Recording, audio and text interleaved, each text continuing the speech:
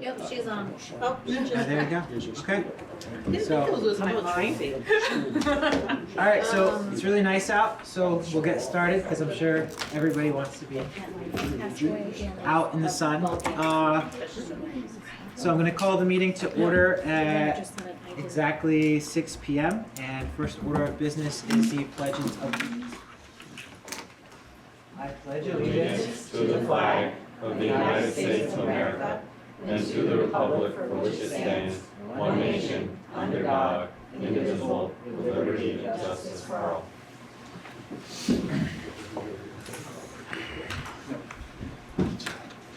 Next agenda item, we have introductions. So we can go around the room. We'll start with Laura for the camera and anybody online. I am Laura McAllister, Director of Finance and Operations. Really close up. I am Peter Magnet, and I'm from the town of Franklin. Rennick Darnell Martin, I'm the board chair.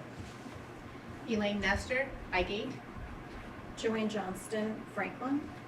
Stephanie Gagne, Swanton. Don Collins, Swanton. Dan Palmer, co-principal for the high school. Christy Martin, co-principal, middle school. Julie Regibald, Superintendent. Bonnie Moulton, Director of Human Resources. Adam Booth led tonight's tech support. And we also have Megan Connolly, board member from Swanton, and Purette from Franklin online. And we have other directors back there. If you want to introduce yourselves real quick. Tanya Hayes, Director of Student Services. Kosha Patel, Director of Curriculum. Beth Ann Miller, Director of Expanded Learning. And Wendy Cunningham online. So, all right, thank you everyone for coming. Next agenda item is correspondent visitors and public comment. Do we have anybody here for public comment? Anybody online? I do not see anybody who's not part of the meeting. Okay. I guess it got too nice. It's okay. All right, next agenda item is agenda review. I just want to call attention to the fact that we updated the warning to add a teacher resignation and potential executive session because I want to explain the resignation to the board. So we added that. Okay. All right. Next, we have the approval of the minutes from April 8th meeting, which seems like a while ago. I'll make the motion to approve. Do you have a second? Second. Second is Stephanie. Any discussion about the minutes from April 8th? Right at you, Peter. Just making sure you're good with the minutes. Yep. Okay. All in favor of approving the minutes from April 8th, please say aye. Aye. Megan, Aye. Purette, aye. Motion carries 8-0. All right, next agenda item, we have administrative reports. We're going to start with an introduction of our new athletic director via Zoom, Connor. Hey guys. Hey. Yeah. Oh, sorry. Okay, am I good? Sorry, I apologize. It's weird with the Zoom delay. Hey, no, I'm Connor Bean. I'll be the new incoming athletic director coming in this fall, or realistically this summer.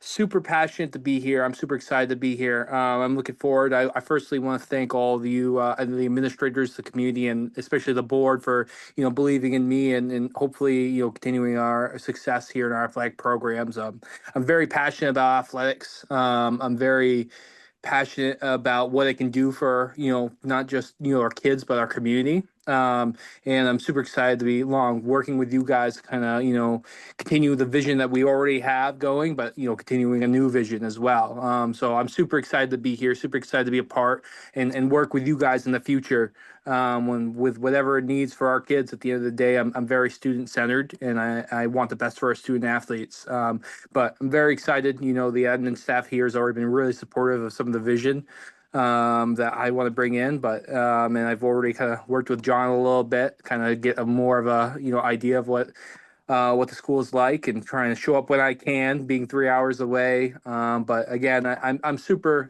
excited, super stoked to be here and be part of the Thunderbird community. I couldn't ask for a better place for the next steps of my career. So thank you all. I really appreciate it. Awesome. Well, we're very happy to have you, and we're very excited. I don't know if Julie, Laura, anybody wanted to add anything about Connor? Yes, I mean, one, we're really excited. His enthusiasm is just right there. He's got experience right now. Are you at a baseball game? You pulled yourself Yeah, out? so I went back down to my office because I thought they'd be a little quieter. But yeah, we have a baseball game, varsity baseball game going on right now, which we're winning, thankfully. We have a couple errors by the other team, but Good for you know, you. we're in it, so it's going good right now. We had talked, I want to remind the board that we're going to be really working with Connor to make sure that MVU and the athletic program is really moving in a really solid direction. We're going to have regular meetings with the business office, building and grounds, HR, all of the folks, probably after school as well, to really just make sure that we're addressing the needs of students, that we're planning properly, that we're, you know, having really good procedures in place, and then communicating that. And we're planning on some really more robust presentations to the board, but also think, frankly, student success would be a very good place to have some really in-depth conversations about the programming and needs that he may see, changes we may want to have. So that seemed like an opportunity perhaps to sort of bridge the needs that are expressed at the board. So I think we're excited to see if we can make that work. And I mean, can't be as excited as Connor is. He's stoked. He's stoked. It's because Connor gets to go back outside right now, so. Yeah, it's nice. I will remind the board that it is really nice outside. It might be better in Swan, but it's nice outside. Can we get just a real brief, quick review of your employment history? Yeah, definitely. So, you know, I'm one of the youngest athletic directors in the state. I started 3 years ago at Craftsbury Academy. I was a teacher and an athletic director there. And I knew my calling was bigger and better. You know, I took a chance at Bells Falls. They took a chance at me, you know, being really young in my career. And it's really worked out. I've had, you know, I love this community where I'm coming from. But my calling was, you know, my goal is to try to be the best in the state, you know, be the best at anything I do. And with that led me here. You know, I'm always looking for bigger and better and bigger challenges, and Missisquoi was that next step. So my last 3 years have been as an athletic director. My background in education in my educational background, I should say, is in athletic management. So I'm a college athlete. You know, I said this in my interview, and I strongly believe this, is I would have not be sitting here talking to you today, I would not be in this position with you today if it wasn't for athletics in high school. I strongly believe that. I don't think I would have got through school if it wasn't for athletics. And it got me through college as well. You know, it helped me pay for school. When a lot, unfortunately, the grades probably were as great. But that's the energy I want to bring is you know, that we can teach our kids so much, you know, not just in the classroom, but on the field, and on the court, on the rink. You know, there's so much life lessons to be learned through athletics, and growing lessons to be learned through athletics. And I'm super excited to bring that vision to you know, Missisquoi. Thank you. All right, well, thank you, Connor. Wait, take it back. Peter has a question. Yeah, no worries. I'm happy to answer anything. Hey Connor, Peter Magnet, and a school board member. I love your enthusiasm. I can't wait till you get started this fall, this summer with the team, or with the school. But I just have one question. You're not a Yankees fan, are you? Oh, no, I'm not. Good. Me and Dan have already argued about this. Good. Connor, don't worry. You're young. You'll still learn. It's okay. That's a good question. I appreciate that question. Peter's a Reds fan, Cincinnati Reds fan, so there's no hope for him either. I So. know Kentucky. I know a lot of Reds fans. Oh, I cool. appreciate them more than Yankee fans. We'll have to talk. And they all play all year, but my Dodgers are the team. I don't like the Dodgers either. As long as you're not wearing black and white, I'm fine. There you go. Boy. Yeah. Any other non-baseball related questions? Thank you. Hurry up and change this up. Yeah. Okay. All right, Connor, thank you for coming. We're gonna let you go because we know you got a game. Appreciate But it. we look forward to seeing you in person and what this year is gonna bring. Okay. I appreciate it. Thank you all. I really do appreciate this. Take care, Connor. Thank you, Connor. You too, guys. Thank you. Thank you, Julie, for bringing him on. I knew it's a long ways to drive, but I was eager to see him, so. Yes, he's already come up a few times in person, Yeah. and they're coming up this way, but. He'll be here Saturday. He'll be here Saturday, yeah, for a game. Yep. Yeah, he's done that a couple of Yep. times. Yeah, he's really committed. Oh, not good. I got it. All right. Well, that was good. We can roll right into the MVU report right now. So, Dan, if you want to start, or do we have some questions from the board for Dan or Just love Christie's those right. calendars. Christy? Yeah. All right. Yeah, I mean, we can quickly go over some of the highlights. The medical career fair was actually held on April 3rd. Tyler Miggs over here is actually the one who helped take everybody down. For that, took 12 sophomores and juniors to go down to the UVM Health Network, and kids were able to talk to about a whole bunch of industry professionals and actually test some equipment. So that was fantastic. Hopefully most of you had an opportunity to go check out the musical. The musical was fantastic this year. It was really well done, really funny. A lot of pictures there. If you click on the messenger link, there's about 35 pictures that are included on that. Just wanted people to understand the Skills USA competition was held. MVU had 3 students that medaled in that. Lucas Underwood took a silver medal in medical math, and the bronze medal, Noah Hunt.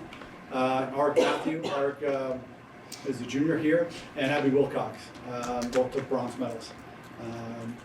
There is this coming Monday, the National Technical Honor Society inductions. MVU is inducting a whole bunch of students this year. Unfortunately, we have the senior awards night that night, so I'm unable to attend that, but I do know that we have 9 graduates this year, seniors, who are in the National Technical Honor Society. So that's a career high. That's a huge high for us. The apprenticeship fair was held on April 16th. I know Rennick was able to kind of come and attend that as well. Really positive feedback we've received from that. Various schools from throughout the county came to see that. It was well done, well attended. Very positive feedback from the vendors overall. They actually said that the best questions and some of the best behaved were the 7th graders. Which we were like, okay, we'll take that. And I actually happened to witness one student who was a 7th grader, went right up to the Department of Labor, Transportation table and introduced himself, shook everybody's hand. There was nobody else, no other adult around there, and started asking questions and was there for probably 4 to 5 minutes. And I was like, this kid asked some great questions. And the feedback that we've heard from the teachers have been fantastic as well.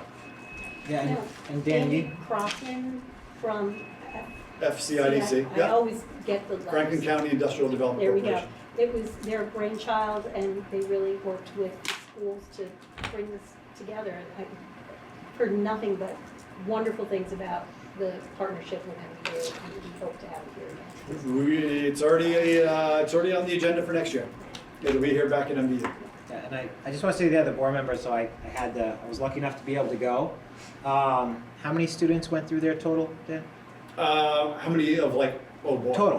Total students, 200, 410, I'd say around 600, just over 600 students. So just to understand, it was a big event, right? A big Franklin County event, to see all the different schools coming in, and then our own students, and the participation, and Christy was there, I know Beth Ann was there.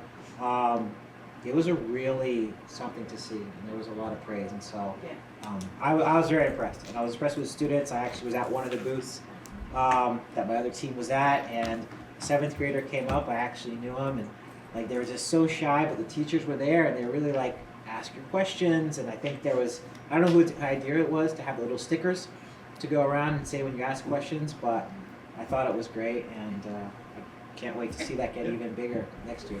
Yeah, we're really looking to expand it next year. So hopefully double the amount of vendors would be great. We had 44 show up. We had 48 that were supposed to be there, about 44 showed up. So we'd like to maybe even kind of double it next year. A little bit more planning ahead of contacting the vendors. Yeah, it was great. Yeah, and that's just my personal opinion. I think that really ties into like one of our board goals, which is like student outcomes, right? Like that really generates towards it. So I thought that was really good. That we had done a little bit of prep for the apprenticeship fair to make sure that students were able to ask good questions and to feel comfortable doing that and to understand what was going to be there. And one of the activities that we did was something called the VSAC Reality Store. And Alyssa Urban helped run that with our 7th grade teams. And so students went through like a series of scenarios and were able to, you know, pick places that they might want to work and what that would pay, and then buy the groceries and pay the rent and make some choices for themselves and see what that looked like. And the kids had it went really well. And you never know with 7th grade if that kind of thing is gonna, you know, appeal to them or not. But they were all about it. And I just put down a couple quotes from students. You know, one student was like, "Life is expensive." He was like, things cost a lot of money, which is just great for them to be thinking about, right? Like it's just not going to be easy to just do whatever you want or to do nothing. Live the kind of life you want. They got some possible ideas for careers, the idea that they really have to think about what they're interested in. And it just provided a lot of good context for the apprenticeship fair. So when they went, there were certain places they went because they were like, ooh, you know, I was really interested in that. Let's go talk to them. So it was just a great pre-activity. And so we kind of have it on the board for next year, same kind of time, to give them time to go through that and then prep a little more for the apprenticeship fair. And then our honor roll students, we have those again this time. And we also inducted 23 students into the National Junior Honor Society last week. Really nice induction the day before NHS, high school version. So middle school's been pretty busy. I love the calendar, which guys go up. All the years I working in the high school, you do the best job of letting the ball know when things happen, they want to move on. And now in the end of the year, it's just topics. Oh, it's busy. It's busy. Yep. Any board members have any questions for Dan or Chrissy on the MVU reports? If I can just make one last shout out, we had teacher appreciation last week. So a lot of events were going on last week overall. On Monday, some students working with the instructional coaches took snacks around to the teachers during block 2. So they took their little cart asked and them went what around. their order was. Yep. It was very sweet. Yeah. Tuesday we did a continental breakfast for them. On Wednesday we had Ben & Jerry's, provided by Ben & Jerry's, first run ice cream, so it was great. And a couple of big 3-gallon boxes of it as well, which is fantastic. We have some people there that work there that are very, very generous, and so everybody also got a pint of ice cream as well as a scoop of ice cream, as much as they could eat actually. And Thursday we gave out some stickers and some leftover snacks, and then Friday the FFA made breakfast for people with eggs and some sausage and bacon from the meat from the ag program. So it was a nice See gesture. that on the calendar. Oh, nice. Yes. You would have popped over. It was a very nice gesture by the FFA. They did a great job. So I want to make sure let people know that. All right. No other questions for review. Thank you. So we have district office report. Start off with the board. Any questions right off the bat based on any other reports?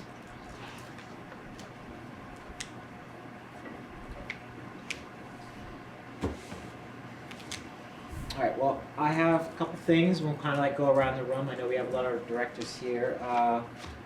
Julie, thank you. You did a pretty good job of summarizing what has been a big, but not necessarily sure what's happening, legislative session. I saw it in there. Again, they're proposing to do a lot. We're not sure what's going to happen. I didn't know if you wanted to like highlight anything from your section about legislative session this year. I mean, they're almost wrapped up at this point, so. Thank you for that.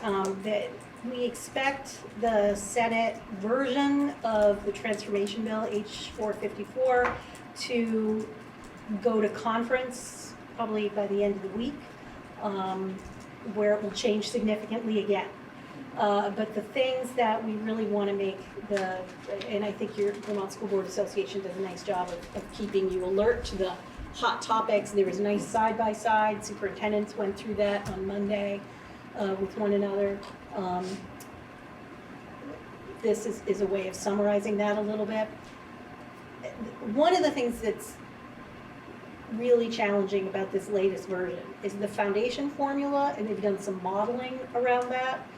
They have done that by sort of picking and choosing aspects of the research that's been done in other versions and sort of put it together, so it's not really a planful model of how to fund education. So there's a lot of holes that could end up with some serious consequences. Special ed plan that they have is not a good one. They want to give kids weight depending on their disability category and fund it that way, which is really backwards and regressive, and would really result in over-identification potentially, and really some mixed messages about that. We've worked really hard as a state to try and eliminate that need. I think the biggest thing for me, when they model, and by the way, they call us Franklin Northwest again. I can't even take it. I wrote to the Secretary of Education. I got nothing back. But, deep breath. When they model on current existing school districts and SUs, it looks like we're gonna get more money, and isn't that great? We're low spending, we're in the 20th percentile, so 80% of school districts tax at a higher rate than us, pay more per student, weighted student than we do. And so great, we'll get more money, potentially, without shifting anything in the system, whether it's governance, whether it's, all of the difficult decisions that the legislature is facing. What that means is local taxpayers, when they come out with a foundation formula, will get taxed higher. And they didn't vote for that. So that's one of the things that I think we need to message out, that this fiscal model right now needs work. Something has to change. I think a foundation formula would be good for our kids. It would provide equity across the state. But it is a challenge right now with folks. They're looking at the equity and they need to spread that out. But I do think that folks in communities such as ours and other communities where they even have lower spending, that those places would end up paying more in taxes. And traditionally, those are places that sent folks to the legislature not to do that. So I think that's, we're going to be advocating to local representatives and others around that. And they're aware of it. So I would expect there will be a shift. I think Senate Education is paying attention to that. Not Senate Education, excuse me, Senate Finance is paying attention to that. So Julie, with the foundation formula, Yeah. has there been any discussion that we've been chance to have a legal challenge to it? The model that was created coming out of the agency and then House Education and Ways and Means worked with Joint Fiscal Office to really look at ensuring that it would pass a Brigham test really well. And the feeling was that that model with weights for student needs varying across communities would actually be much closer to equity and Brigham than what we're doing right now. Because what we're doing right now, there are school districts that have a very different educational offering than somebody down the road. Because I don't want to get into where or who, but there's been a discussion of the option that local schools could have money.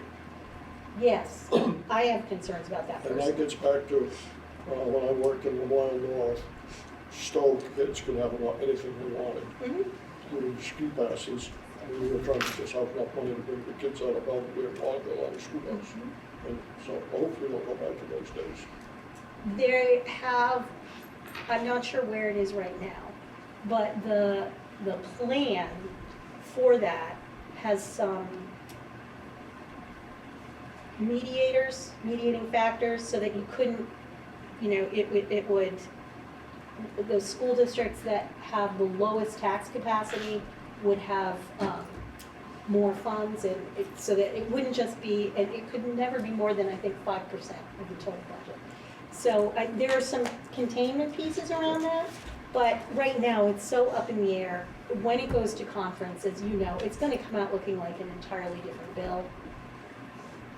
Senate leadership is not necessarily on the same page as Senate education, so we shall see what we shall see. But I did hear one nice comment that the executive director of the superintendent. Yep, Chelsea done a Myers. really great job. She's a very smart woman.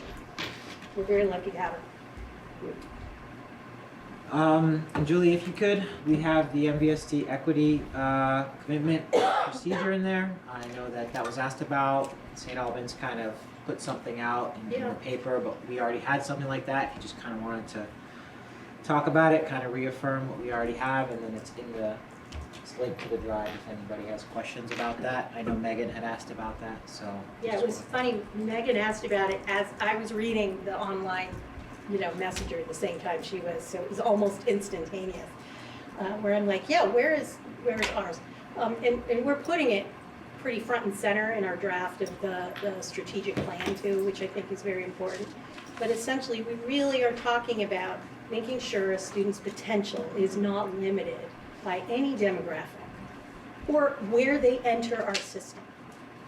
And that we make sure that we have the supports that sometimes may mean that this school gets more than that school because they have a higher level of need, so they need more interventions or they need more of something, to make sure that all of the kids are getting as high quality an education as we can give to our students. Well, thank you, and we covered teacher appreciation, so that was good. Kind of moving on, Kosha, is there any things you wanted to highlight from your report? You had some pretty good ELA data in there, and math and science data, and is there anything that jumped out that you want to highlight for us? Yeah, I think the biggest thing that came out of this data is in ELA we're only 4% away from the state average for grades 3 through 9 in ELA, and then in math we're only 3% away. So we're getting closer and closer to the state average, which is really gratifying with all the work that's been going on. And in science, you could see that our 8th grade was above the state average. We did see a drop in 5th grade, and so we are putting into process in the continuous improvement plan, to elevate how do we support our science teachers as well as our elementary teachers who teach science. So we're already talking about those things, but I think the biggest thing was that the gap between the district data and the state data is getting smaller. Good. And then I did put in a little bit of data because I know the board had been asking how are we doing in comparison to districts around us. And it was great to see that in many cases, I think at least 4, we were the highest among the neighboring districts. So that was good to be able to see as we compare ourselves with what's going on, that we're quite there, and some of the areas we are even better. So wonderful to see all that data. And then, of course, I wanted to also highlight the family night, and always appreciate you taking the time to come with your children. My kids didn't give me a choice, so they're like, I want my free book, so I was like, Yeah. okay, we're going. But we had a 35% increase in attendance from last year, so we are just hopeful that we build it more and more every year and get more families to come in. Overall, the kids had a great time, parents had a great time, and we always love giving books away, so it was a wonderful event. And I got some really good feedback from Paul Reynolds, who's the author who came. He showed a lot of appreciation for our leadership, to put this event into place, and he has this remarkable way of just connecting with kids, even in the few minutes that he's talking to them, and he really enjoyed being here. So we are hoping to grow this every year and make it more and more popular with our families. Well, it was a really nice event. I was able to take my kids to it, and they enjoy it. They play this video, and then the kids go in and they have all these little activities, and the author gets to sign a book. And I was impressed at how many kids wanted the author to sign the book, and they were waiting in line, and they were like, and he engaged with all of them, so it was really nice. Yeah. He takes the time to talk to every child who's in that line. I have to say that our team leaders were so excited. We had the same team leaders from last year. Yeah. They were so excited to be part of it again, I think. Yeah, they do a phenomenal job, They love it, they come and they help out with everything. So we appreciate having that connection with our team leadership group to come and help support this event. So, I also just have to give a shout out to Kosha, Paul Reynolds and the Fable Vision organization. They get a ton of requests. They don't go to just any school district. They go to school districts where they see a commitment to working with all kids and to literacy, and Kosha's leadership has really led them to identify us as one of those districts. And so I just want to give that shout out to Kosha. Thank you. Don? Just a comment, and you said it tonight, and I hear it frequently talking to educators about the statewide average. And I'm glad to see a progress.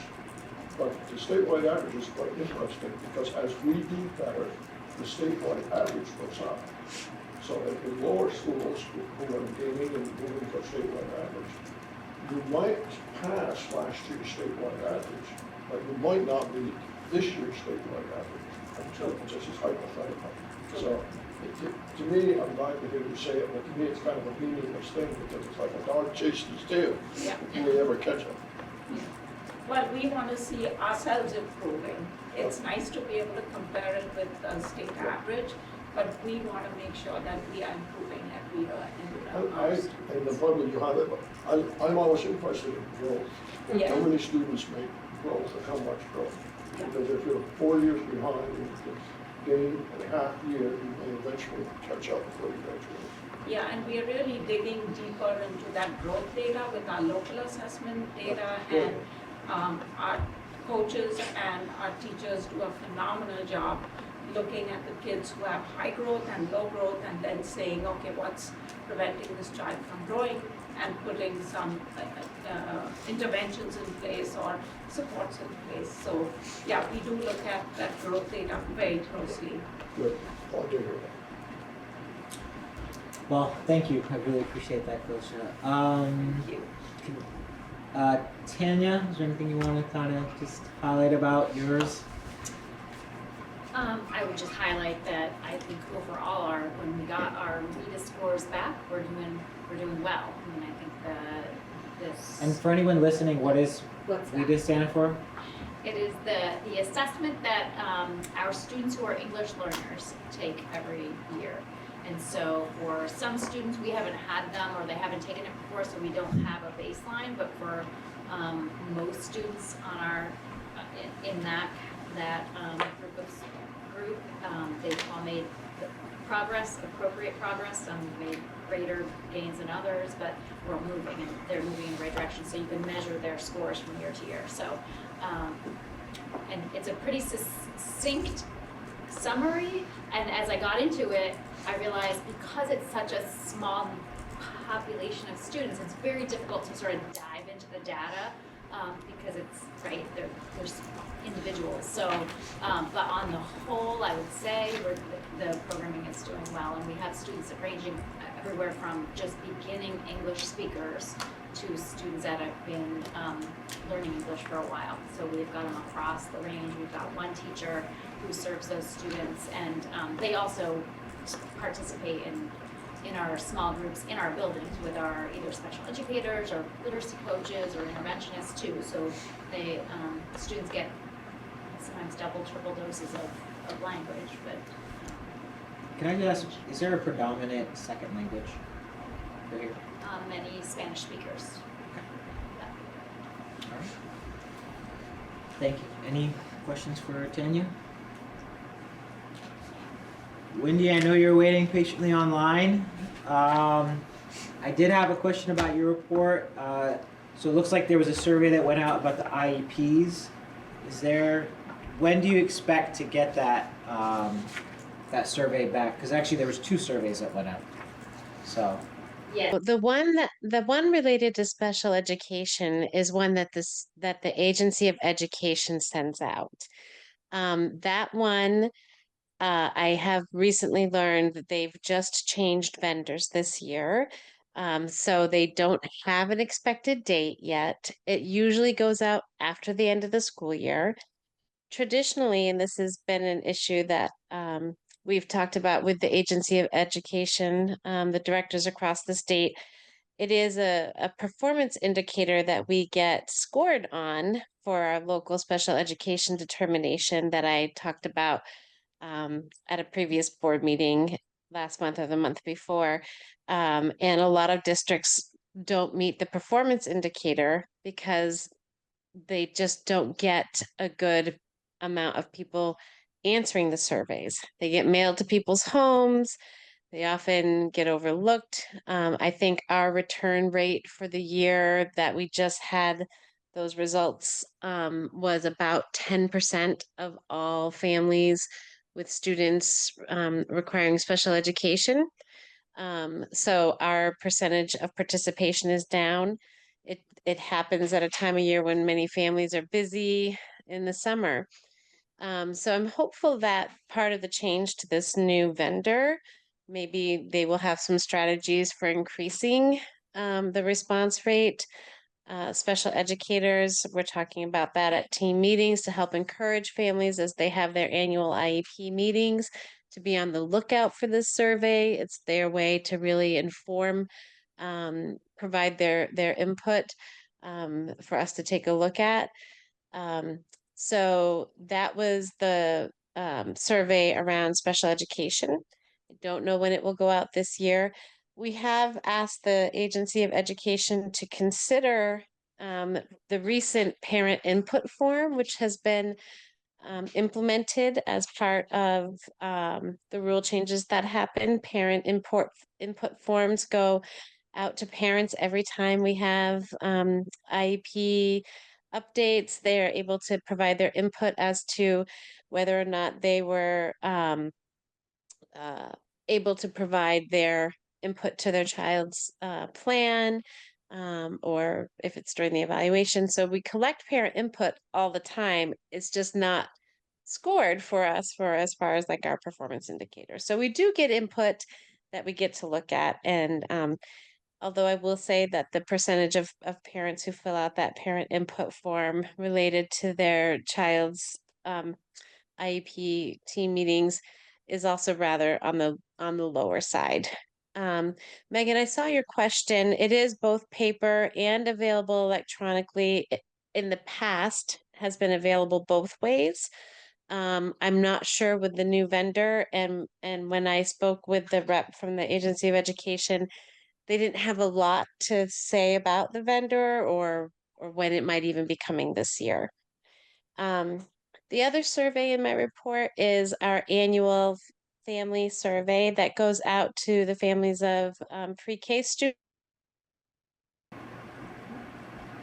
Wendy, you froze. It looked like we lost her. Julie, if you could, just ask her when she does get the survey results, just let us know and we'll find out, because a lot of IEP questions come to board members that we're not necessarily in a position to answer, so having like broad data to go from would be good. Yeah. So. The information we do get a report, but it's usually 2 years later from the state. So that's a tricky.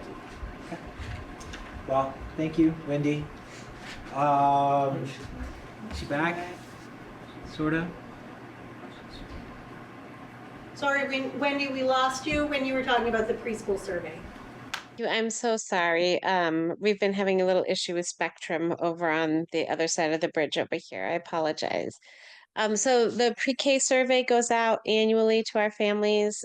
We gather that input. We use that to inform our improvement plan. That's part of the 3-year cycle for STARS for our programs. Those have gone out. We've actually, I think we have over 70 responses the last time I looked. So that response rate is really great. In addition to the surveys, I did want to mention that we wrapped up, and I didn't put this in the report, but we wrapped up the multi-state alternative assessment. And this is my first year coordinating that for the district. And I just wanted to send out some thank yous for helping it be successful for my first time doing it. Our former person that formerly coordinated, Heidi Mosier, was a great person to kind of hand the reins over to me. Kosha was a tremendous help to me. Our principals at each building and each building's coordinator at their building level, all the way down to our special educators and support staff who helped administer the assessment. And a big shout out to Jess Paquette at our student services office for helping out. And it was really smooth.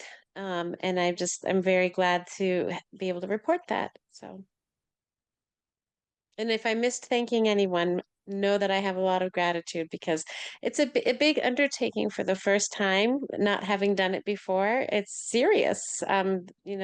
Those tests, it's a serious business. So, it was good to get through it successfully, and I appreciate everyone's support.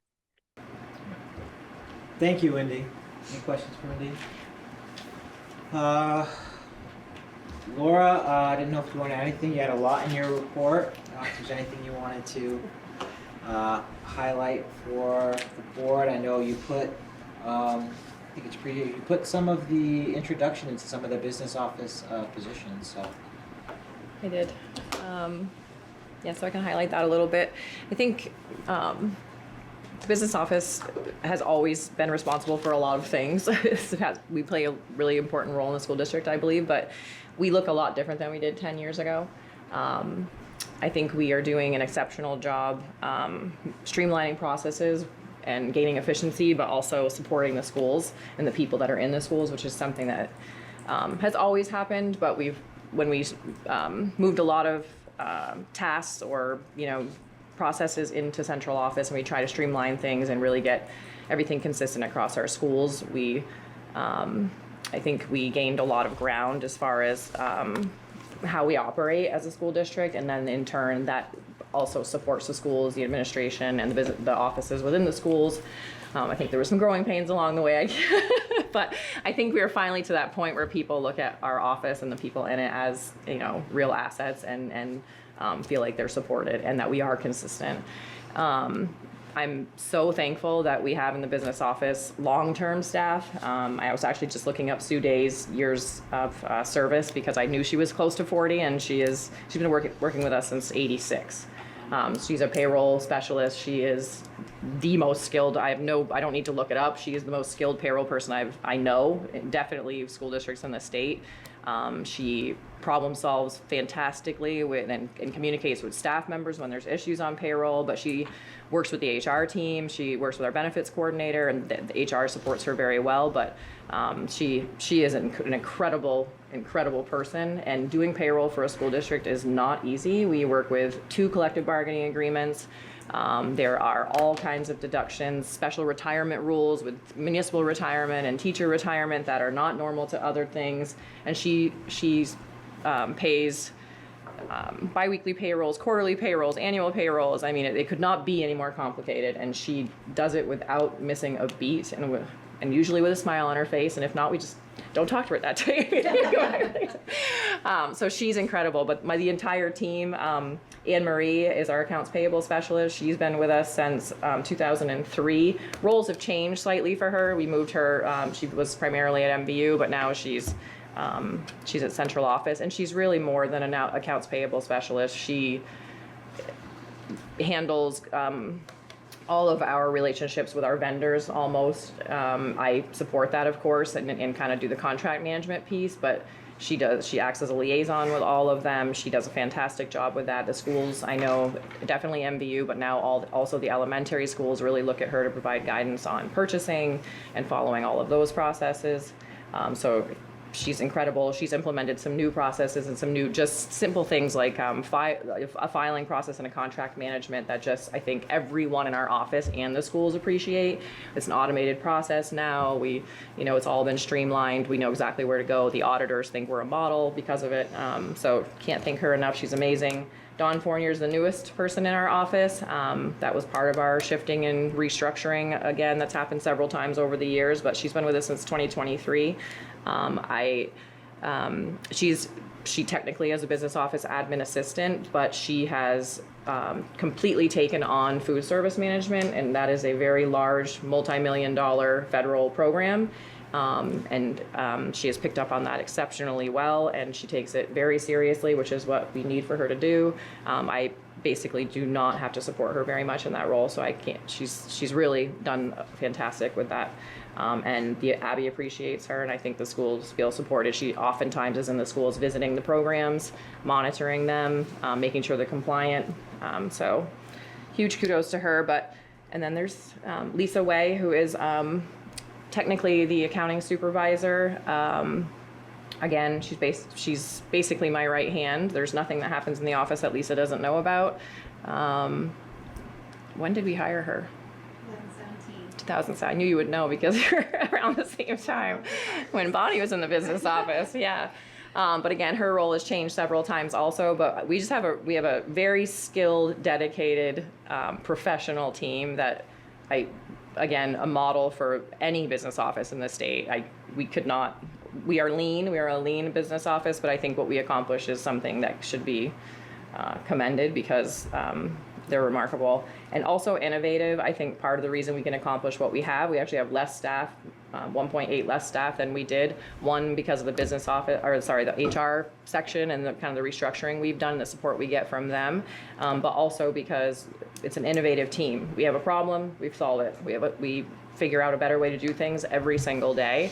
I think it's our expectation. We are not stagnant.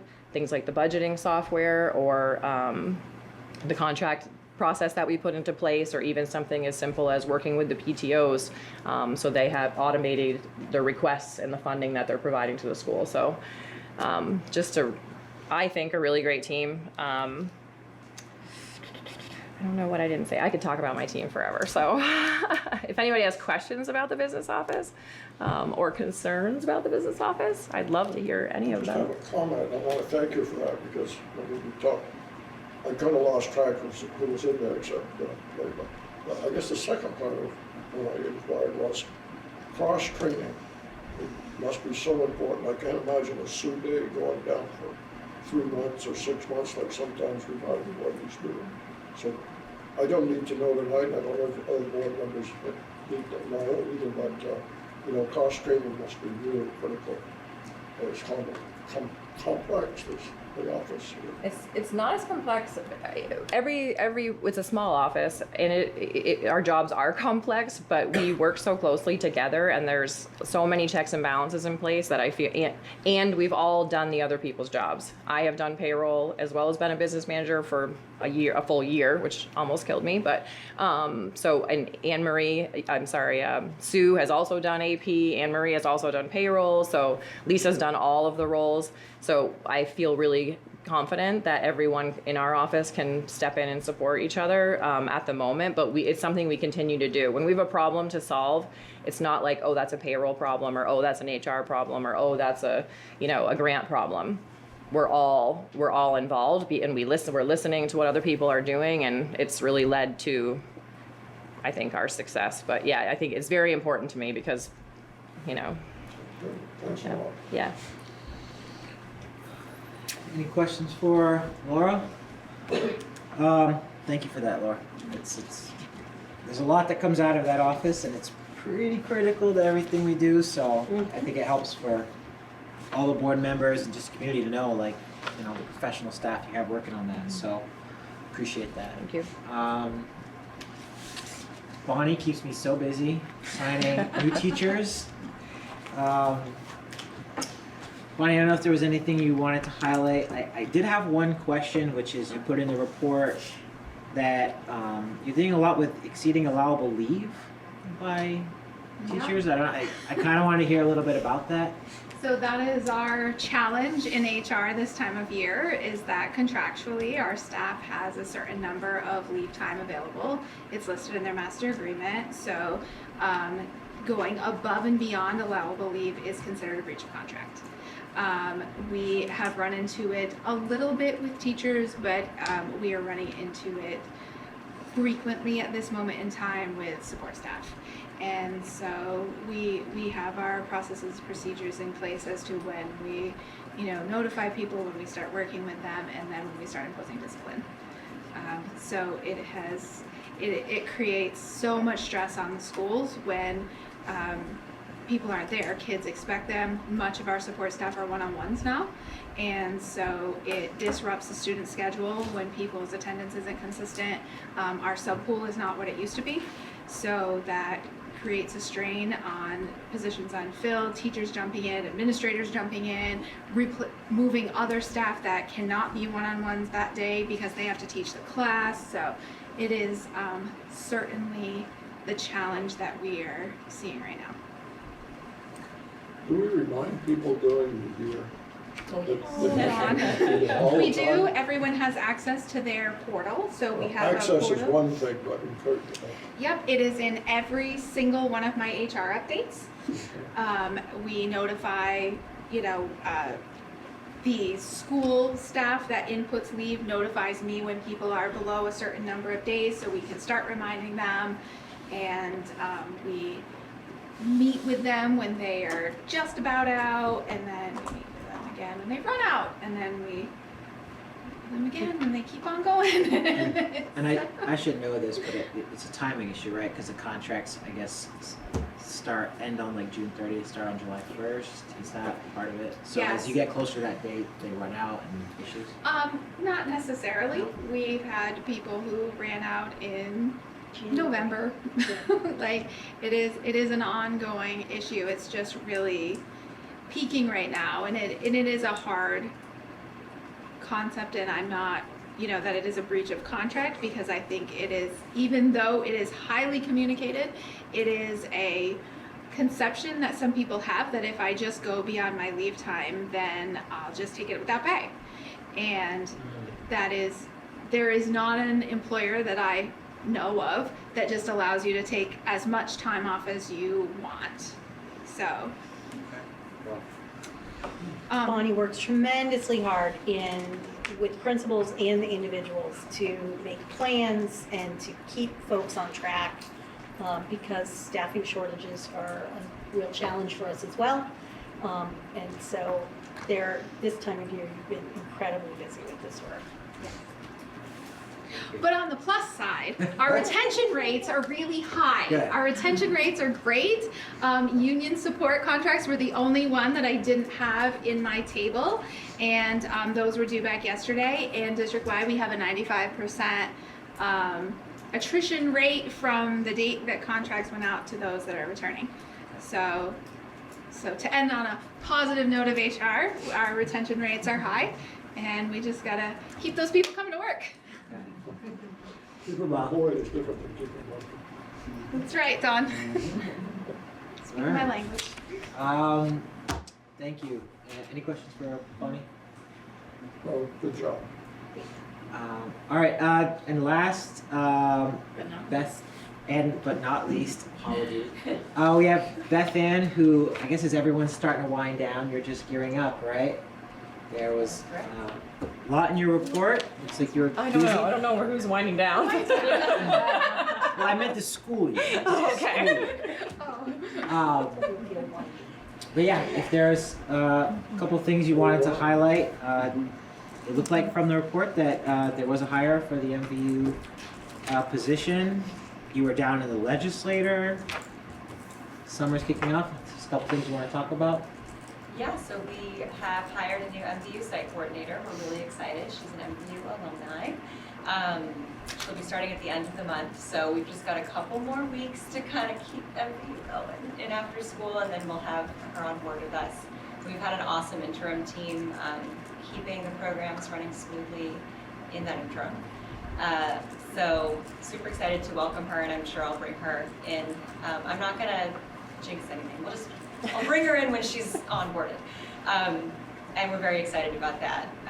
I was able to go down to the State House and speak about the Act 78 grant, which is funding our summer internship program, and spoke to the House Education Committee just about what we're doing with that grant and how it's been super successful in our community and the changes that we've seen and the changes we are going to be implementing with our funding. It is a 3-year grant, so we are rolling into our second summer of internships. And I guess if there was one thing I really wanted to plug right now is the applications for our internships this summer opened last night.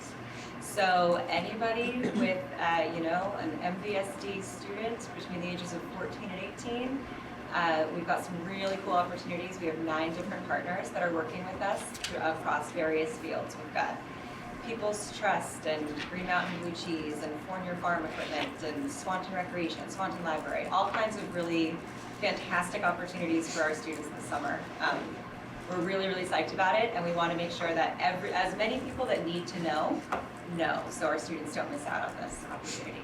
So let them know, and it's on our website. Anybody can reach out to me anytime. Our new leadership liaison, Audrey Barnier, has been doing a fantastic job. She'll really be the one leading the charge here throughout the summer, checking in on those interns, checking in on those partners, making sure everything's going smoothly. So we are very excited about it, and I'm hoping it'll be even more successful than last year. And can I ask, because it's in here, it's like you were invited, but how does that invite happen? Because I assume not all directors are invited to speak at the State House about after school, so.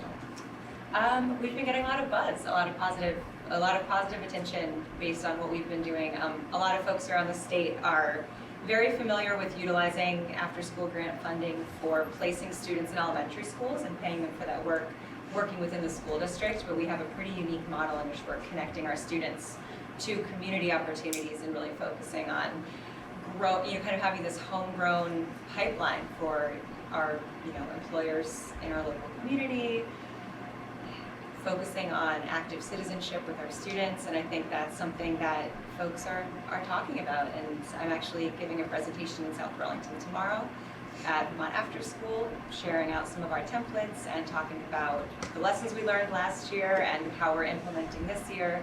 And I've got a whole cache of templates and suggestions for folks that want to start trying to create models similar to ours. So it's pretty exciting. It's good stuff. I have to say, I watched her testimony. She testified in front of House Ed, and they were just interested to see how the funding was going, and they were very impressed. Her testimony was very impressive and engaging, and it's not an easy thing to go down and testify in one of those committees, so I was very impressed with that. Thank you, Julie. I had no idea what to expect, and it was great. So. I would do it again. And now I know I can wear Birkenstocks to it, but. Any questions for Beth Ann? Well, I just want to thank you for doing that, and it seems like you're helping in a lot of different events all over the place, and so appreciate that, and good luck as you get ready for summer. So. Thank you. Are there any other questions for any of the admin or directors? Julie, the only thing I wanted to ask is, I just want to, myself, thank the directors for the time that goes into the reports. Like, they look, there's a lot of information, there's a lot of links, and a lot of good stuff for us as board members to sort of like digest. I would just kind of ask, and this is a personal ask for me, is we have our summer retreat coming up, and you know, if there's feedback from the directors to the board on maybe some asks or things that would help when the reports are coming out, because we tend to do this, we ask and we say, hey, can you see this and that? But if there's any feedback from the directors about the reports and what they're writing, just maybe provide that to us so you can tell us like at our retreat. So that way we can, because we're always like making things better, and we added challenges last year and stuff like that. But if you hear from all of them some feedback, I think that might help us when we're getting into like strategic planning and, you know, that relationship between admin and the board. So I just wanted to kind of say that if the board kind of feels like that's okay. Okay. All right. Thank you. Moving on, waiting patiently. All right, we have the aspirations update, and Lauren Hood is here. Do you want to introduce Lauren? Am I good to dismiss some of the other directors, Oh, or yes, are they a please. part of? No, this is Lauren's presentation, so absolutely I would. Okay. Wendy's already done. Everybody, this is Lauren Hood. She worked with VSAC, and we have been working with Lauren for 3 years now. Yes, through aspirations. And a little while back, well, she's come to the board several times. Something like that. But she'll talk a little bit about our work and what we've done and where we're headed. Yeah, thank you for having me. It's great to be able to share with you the great things that this Aspiration Steering Committee has been doing. So I am an Aspiration School Specialist, but I'm also, just in case you see me in other capacities, you're like, oh, Lauren is this, or I thought she was that. But I'm also a VSAC curriculum lead, and I also manage a grant that we have with our contract that we have with Higher Ability, which does workshops for students with disabilities. So we can go to the next slide. Give me the nod. Yeah, I will. So Aspiration, you might remember that I came and chatted with you all, a couple years ago. Aspirations is part of the VSAC Outreach and Education Department, so that includes other programs that you might have heard of, like Talent Search and Gear Up. And really the Outreach and Education Department focuses on direct service with students, schools, and adults who are pursuing, education and training. So the Aspirations goal is to build a school's capacity to graduate all students with a plan for future education and training. It's a capacity building model. We do a lot of work based around culture, school reform in some ways. And so Aspirations was created in 2014, and that really came out of research that VSAC did that found this gap between aspiration rates between first generation students and their peers. That's kind of how we came to be. We've evolved a lot throughout the years, though. Can you explain what you mean by first generation students? Yeah, Thank you, Julie. yeah, so a student who does not have parents who attended training and education, or typically four-year college. And this is our Aspiration Steering Committee, so it's changed a little bit over the years, but I think we have a really great group, and we've had people who have been on this committee since the very start, who are very dedicated to this kind of post-high school planning work.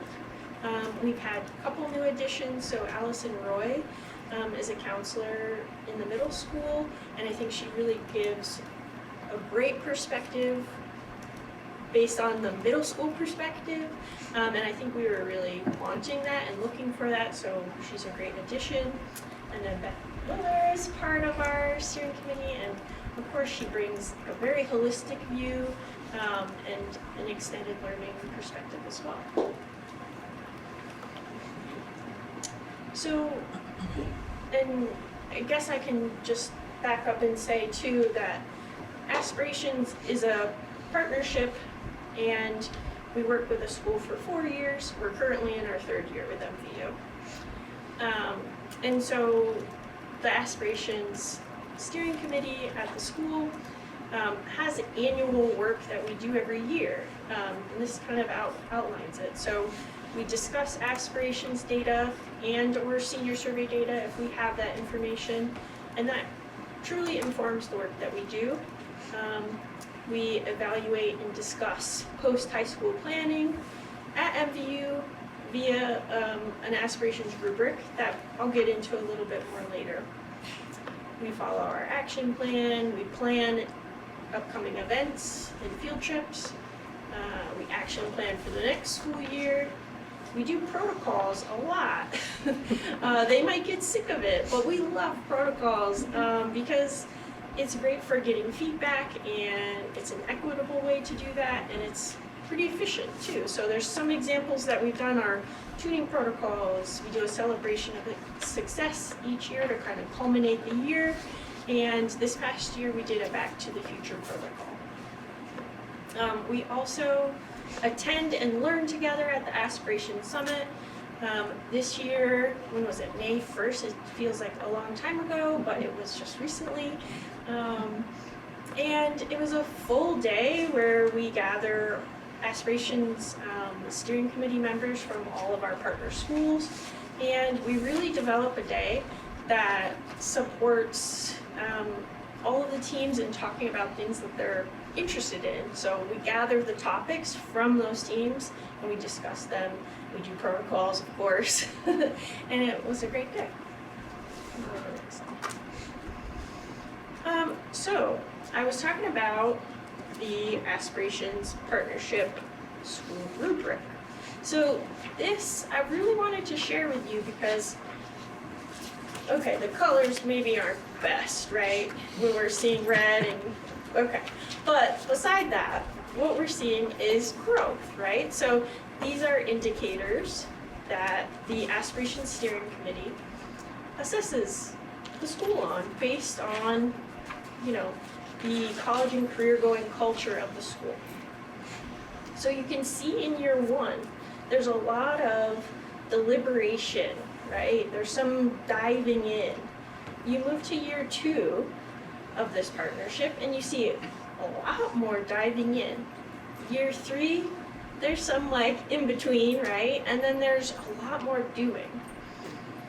And so not to present this to you and say that we necessarily expect the schools, all the schools that we work with to be at this stage 4, this deepening stage, but what we expect to see is progress, and that's exactly what we're seeing. So what you have in your folder is this document, and this is kind of the assessment or the rubric that the steering committee members takes every year.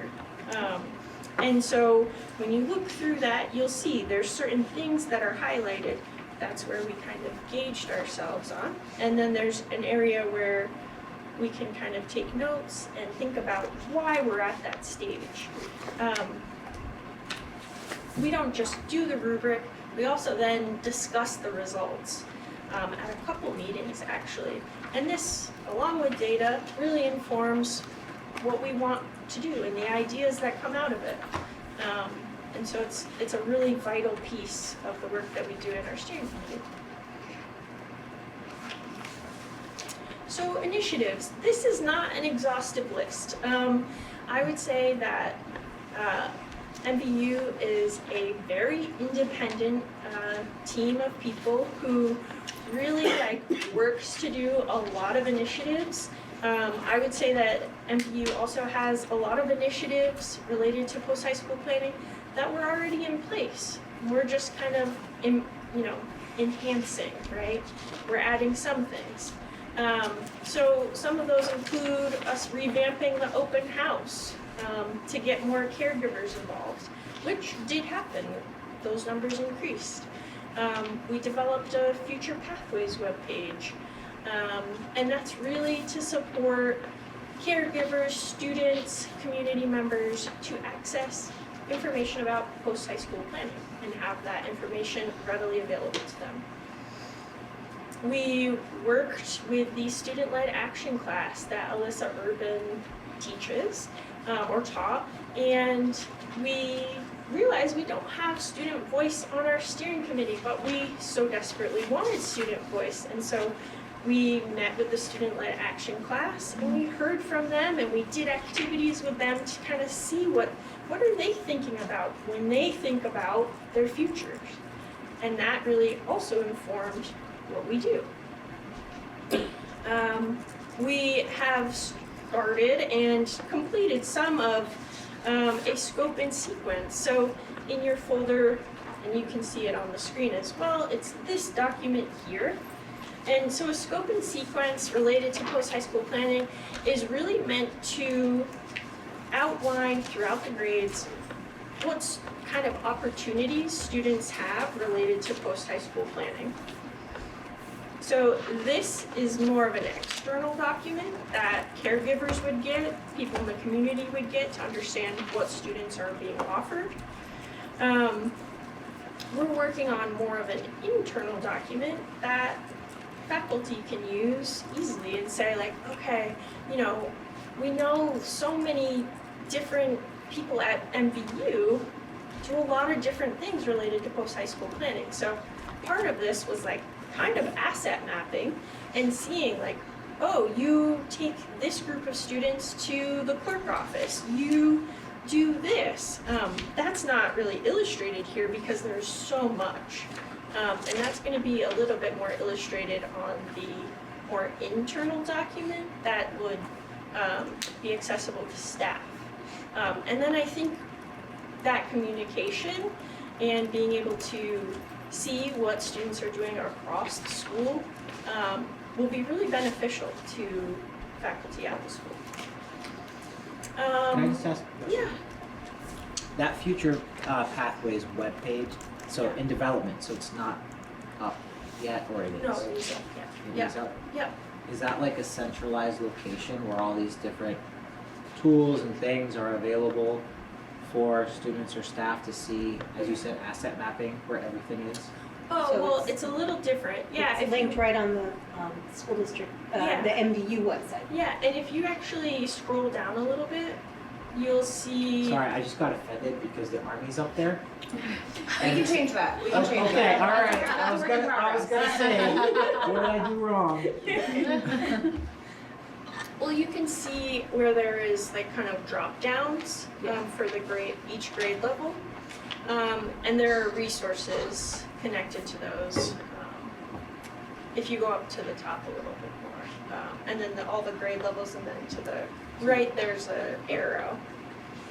So there's resources under there per grade and grade level. Art, is there an ability to see the traffic that goes to that site and how often it's used?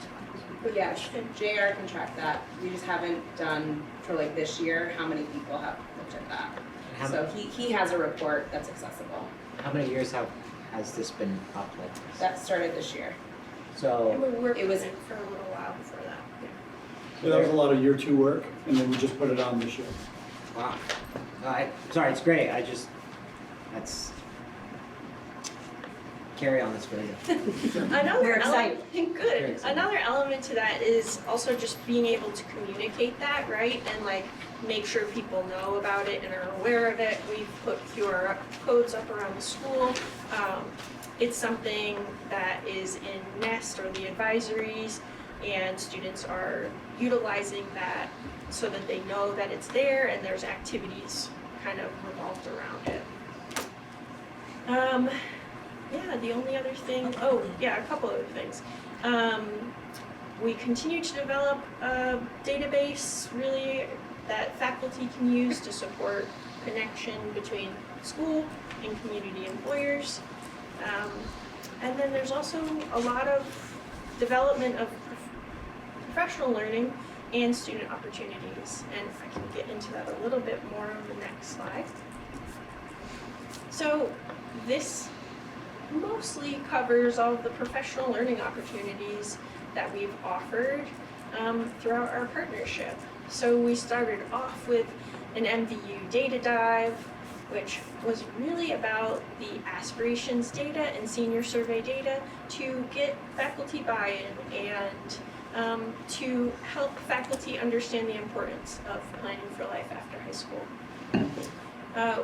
At the aspirations team, the VSEC team, and my other co-aspirations school specialists, we put on a senior survey professional development every time we get those results back.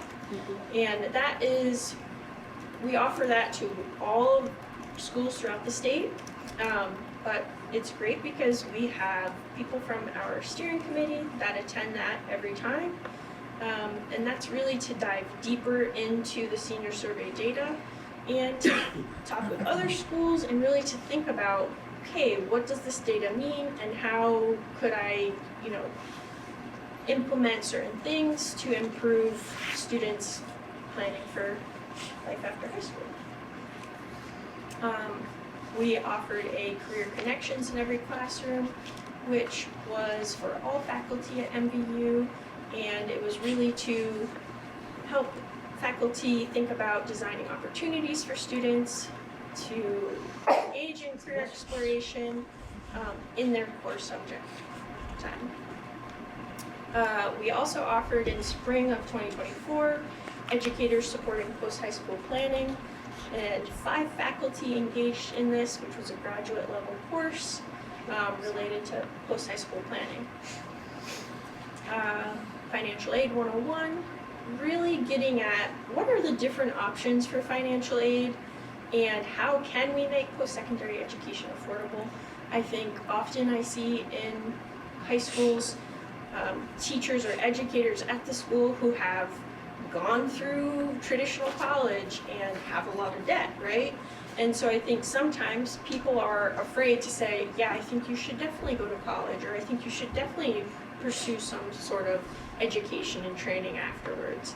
So I think that was the hope behind that one, was really to open our minds and perspective on financial aid and kind of showing that like it really can be affordable, and there are a lot of opportunities out there right now. In August 2024, Education to Employment was a professional learning experience where we partnered with FCIDC, and I say we, and I really had nothing to do with that.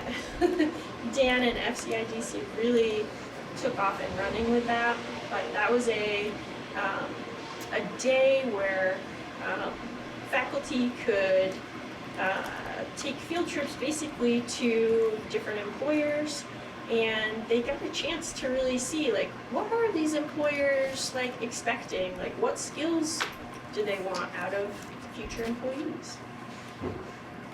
And there's really so many other opportunities, especially like pathway meetings.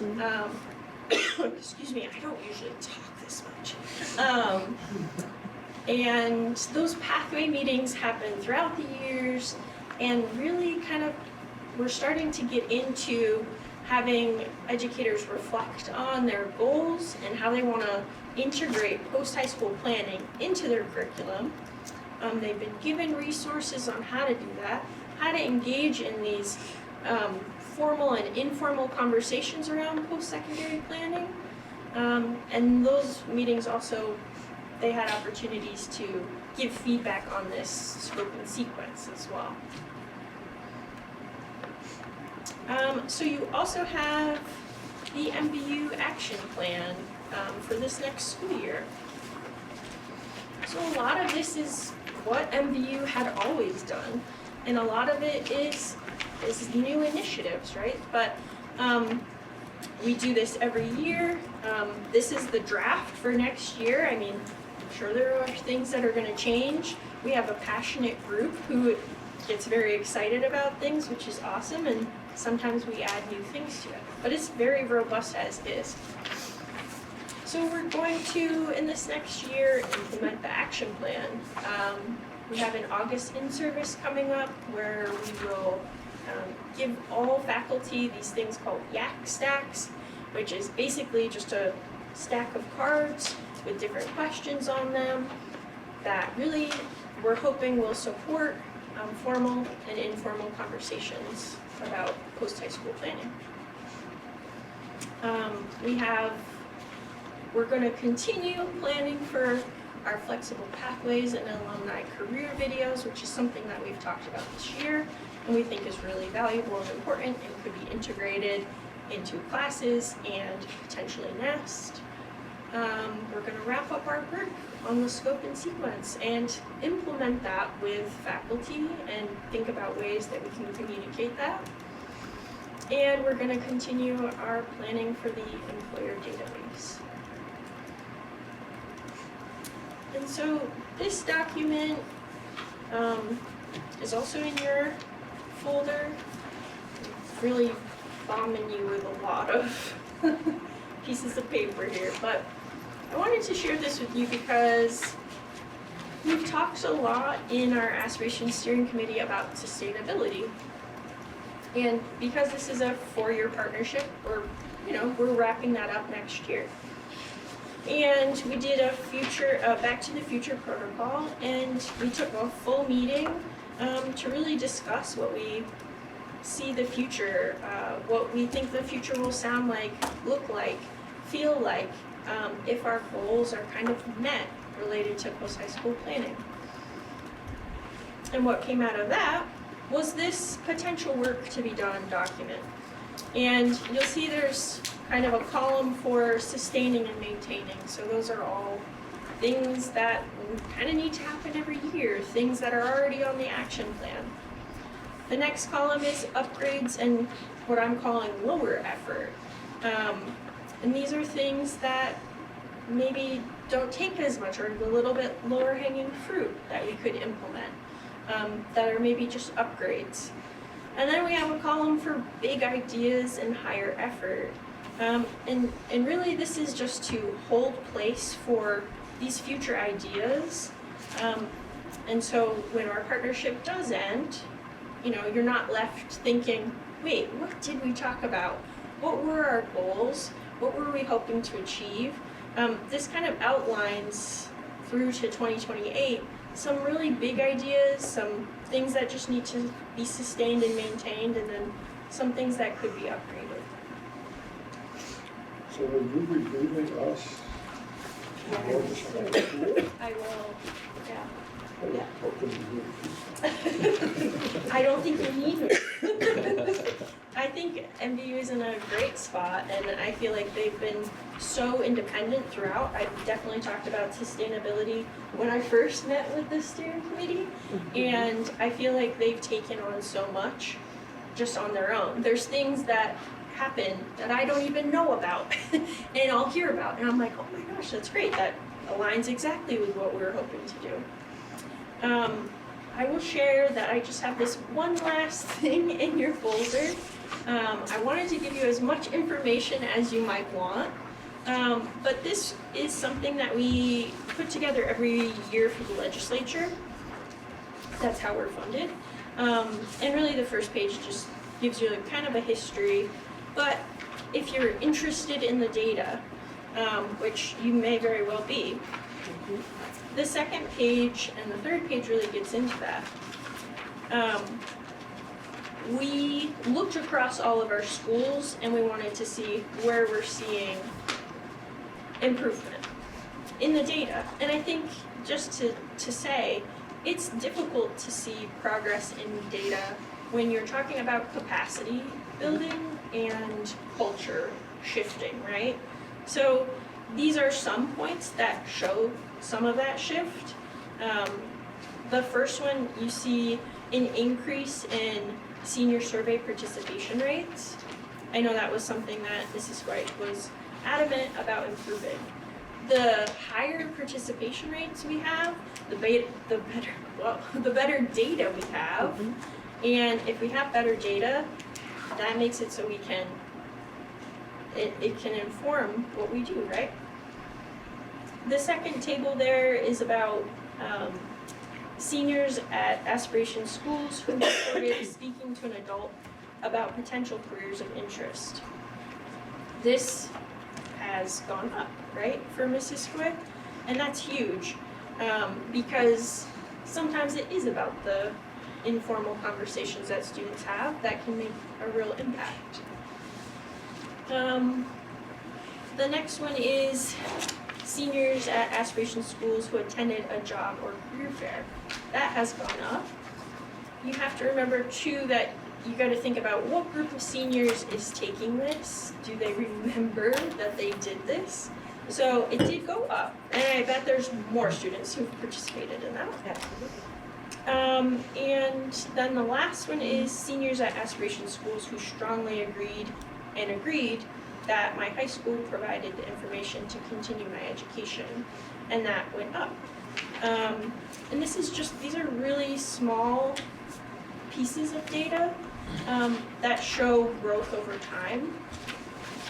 And I'm sure I could find a million other pieces of data that could show growth, but I wanted to just show you a couple pieces that we look at throughout the schools. And I think this growth and success is really attributed to professional development. As you saw, so much professional development done throughout the years, and I think it's really paying off.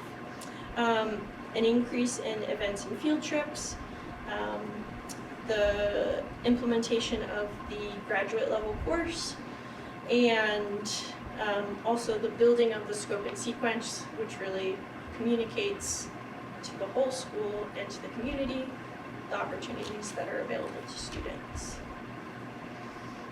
And the last page is really just showing you the average yearly school progress, and that's when we talked about the rubric.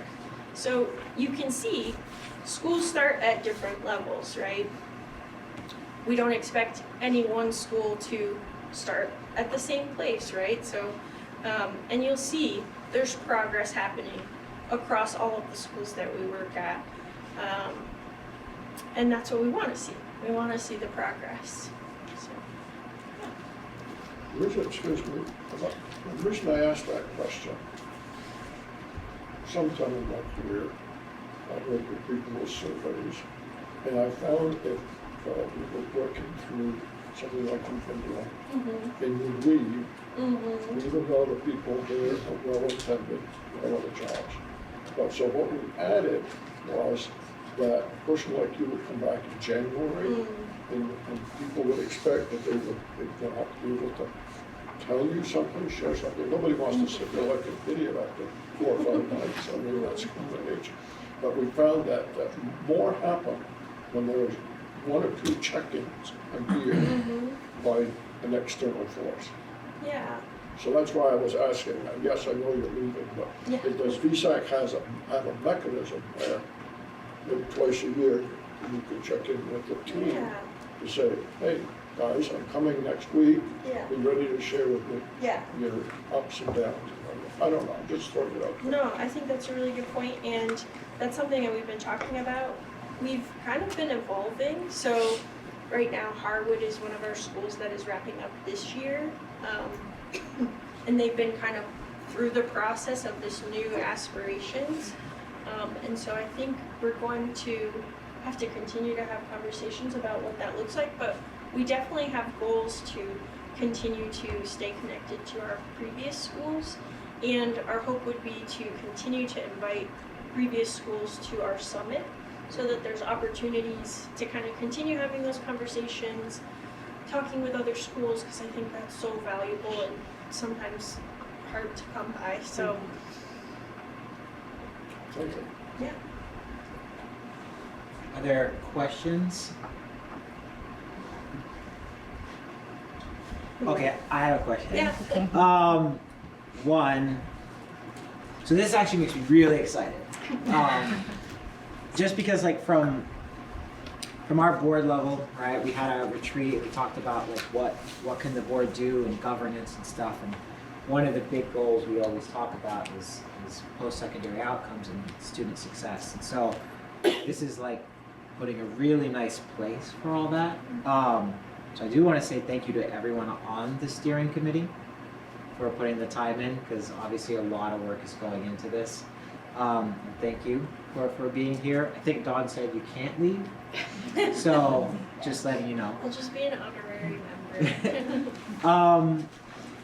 This is less of a question, but I really think we need to promote this and like really push this out, because we hear about this constantly every year, especially during budget time. Student outcomes, flexible pathways, but like it seems like so much good work is being done. And so, you know, to kind of see that a lot of this information is getting centralized and there's like a website available is just, I think also us as board members, like this is the kind of stuff that we can say that we're already doing.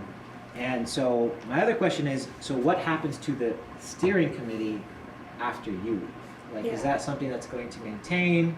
Is it going to just keep on and just be like internalized so that the work can keep going? That's the idea. Okay. Yep, is to build that capacity, get that structure in place so that we can continue that work. And that's something we're going to talk a lot more about this next coming school year, and like really try and plan for a smooth transition. So, yeah. And then it's a question, I guess, to the committee, which is, you know, I feel like this really lines up with one of our goals. And so, you know, what can the board do to support this more, right? And so, you know, let us know. Like if there's a way we can, I don't know if it's through funding or it's through communication or just making it a priority, but like what can we do to support all this work? You know, and just to you, Dan, and everyone on the committee, like, ask us, because again, this makes me really excited that, you know, these are all there, and these tools and this website, and, you know, students and community members can call us in February and say, well, where's the money going? And we can say, go to this page, because that's where we're putting our energy. So, thank you for presenting this. Yeah. I think you posed a really good question, and I think, you know, aspirations comes with an amount of funding for certain things. So I think, you know, once our partnership ends, I think the funding is really important.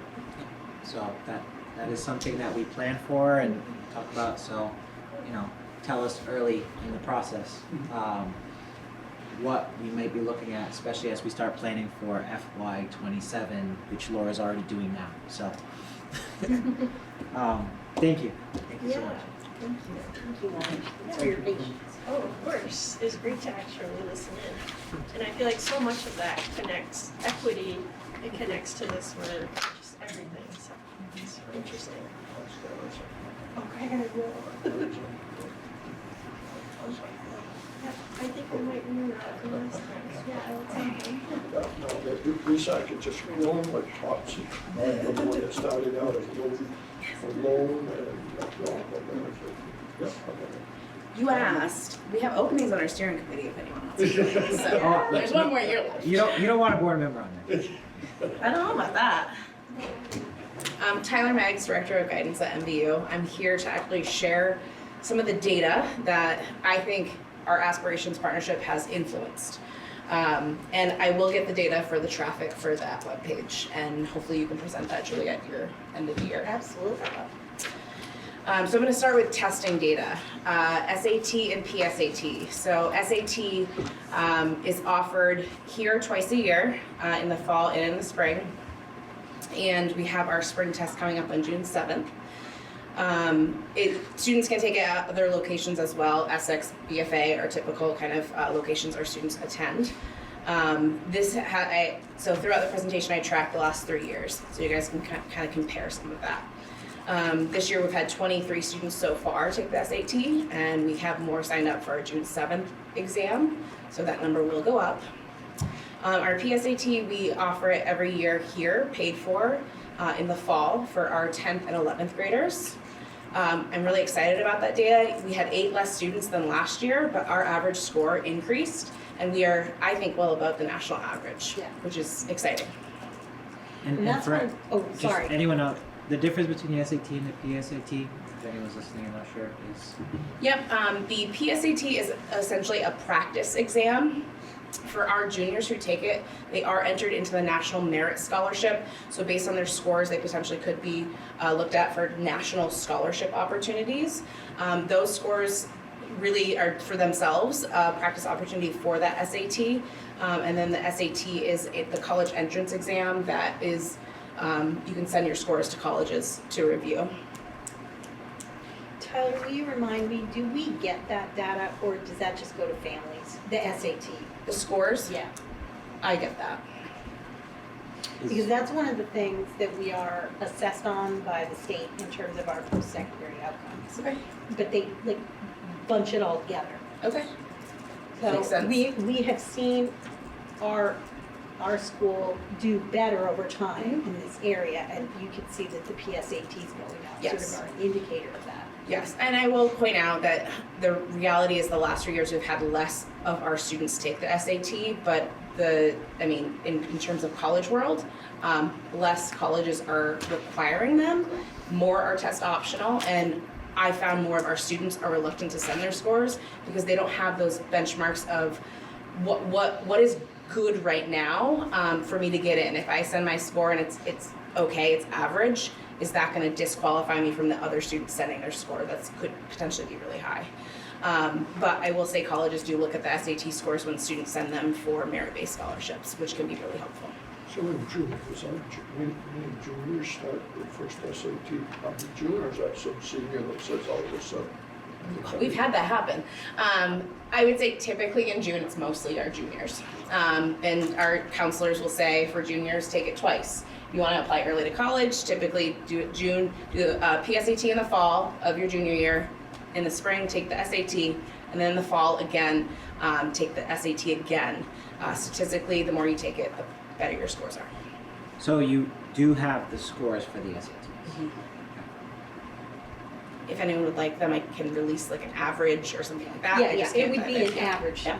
Yeah, I can just look it up. like below, I'm just curious why Sure. the average Yep. isn't there. And is it, It's a lot of digging into data, honestly. It takes a while because it's not a succinct report like my PSAT report is, but that's okay, I can get that. no, I was just curious, apologies. And just remind me, is it, they always use your highest score, right? So it's not like your last score? Correct. Okay. 'Cause So if there's- I took it twice and I scored better on math the first time and English reading and writing the second time, or vice versa, they would take whatever score from each of those exams if you send all of your scores. Not all students do that, they just send their last one because typically that's the highest, but you can. AP testing, so it's advanced placement. We have 7 advanced placement classes here. The AP exam is essentially a accumulation of what they've learned throughout the year, and they're tested in about a 3-hour exam. This year we had 55 students. Well, we do. I had tested 4 exams last week. I have 3 this week. I'm almost done. Super exciting. We have 55 students testing and 76 exams were ordered. So essentially out of those 55 students, multiple students have taken multiple exams. And that's increased, I would say, tremendously from last year. Who bears the cost of that? For AP exams, we don't require testing. So the cost is on the families and the student. However, MVU does grant a scholarship. We'll pay for 1 exam every year for a student. But if a student's taking 4, we would pay for 1 if they do the scholarship. They would pay for the other 3. Do you think any students neglect to participate because of money?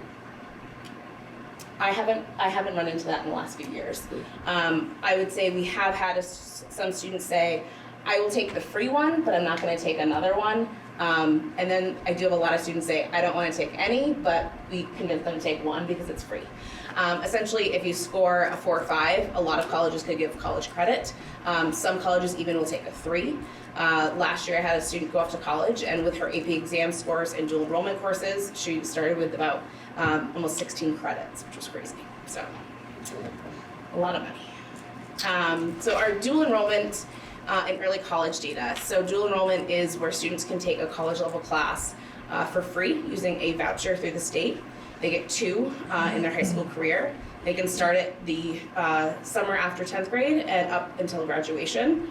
We've had 76 vouchers used so far this year. For early college, we did see a decrease in our student enrollment in that this year. However, next year we have 13 juniors going off to early college, including one here, so that's good. Which is awesome. I think the most that we've had in my time as director was 11 or 12, so it's really good numbers. You know, I've heard that, I worked on that program as well. I've heard that debated in recent years, whether promoting the early college is a good idea. I mean, if you have to do your job, right, there's no good. But does it tend to be some of our higher achieving students that do this? I would say yes, but not always. Sometimes we have students that maybe just they want a push and they're ready to kind of buckle down as, you know, junior going into senior year of like, this is my career, I have to focus on life after high school, and this is an opportunity that I know is going to be a stepping stone. Later in the slides, I do get to some college acceptances for our current class. CCV is one of them, and we also have, out of those 6 students, 4 of them are doing the Degree Promise program, which means they got a year of early college for free and another year for an associate's degree, so free degree, which is great. It's really, I mean, it's tricky because we don't get to count those students, and because the state is paying for their education somewhere else. Correct. And Tyler does a great deal of work to get them there, so we want to recognize that. Thank you. They make it harder and harder and more burdensome, which we talked about. But you know, it's so important to us to increase the number of kids who are maybe the first in their family to go to college, and to have an opportunity to have a free associate's degree, and what that means for their lifetime earnings and their, you know, their future. It's a big deal. So even though sometimes we miss those 13 kids in our building, we know that we're giving them an incredible opportunity and their families. And I will say our early college students stay very involved in our community. So I think that that's really important to point out. Still attend sporting events, skit night, student council events, very involved, NHS. So we luckily still get to see them. Yes, they can. Yep. Yeah, my daughter did it last year. She was still involved in everything. She was in the school here every day, even though she wasn't a student. Dan still saw her. She's still one of ours, though. You know. Yeah, so and I will say too, you know, it does help too, Dawn, that you know, in the case of my child, it didn't shave off a year of school, but her major is so credit intensive, it lessened her workload. So she still has 4 years, but you know, she takes 7 or 8 classes a semester right now. It would have been even more. So maybe more manageable. So it's more manageable. Yep. As chair of Senate Education, I pushed this hard to get it passed. I think it's wonderful. But then afterwards, maybe 5-6 years afterwards, people who I run into, whether they're superintendent or principals, and they say, you know, I know how hard your committee work, how hard you work, how you twisted arms and things for some of these things. Thank you. It's a really good idea. Yes. Sometimes you get so caught up in an idea. I say yes. You know, the other part of that was personal learning plans, which I still will tell me, what a lousy rotten idea that was. I don't think so. That was a good idea, but teach schools have to knock them down and do it. Yeah. Megan has a question about AP scores. Sure. Do we have those averages? I mean, the scores are like 1 through 4. 1 through 4. I get a printout for every individual kid, and I can do an average for the class. That's fine. Again, that's a lot of digging into data, but I could do that. This year's score reports aren't released, and I won't have those yet. I typically do. I give the AP teachers their classes score report for the previous year. They can reflect on it, help kind of inform their practice, and that kind of stays internal, but I'm happy to share that, and I can include that in my next year's presentation. Well, and even if you give me that data that we can use, because we're still trying to capture how to assess our progress. Yep. And the state data, they say, yeah, you're doing better, but it's 2 years old.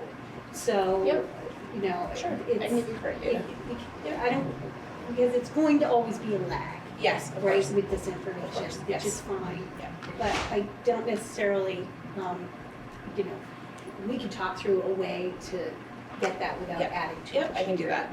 And Megan, to your question about how many students are receiving college credit from the exams, I don't have that report because it's students that are electing to send their scores. Students that take AP exams, they are not required to send their scores to colleges. Example for the SAT, if you tell a college you're sending the SAT scores, you have to send them. That's kind of binding, you're saying you're sending the scores.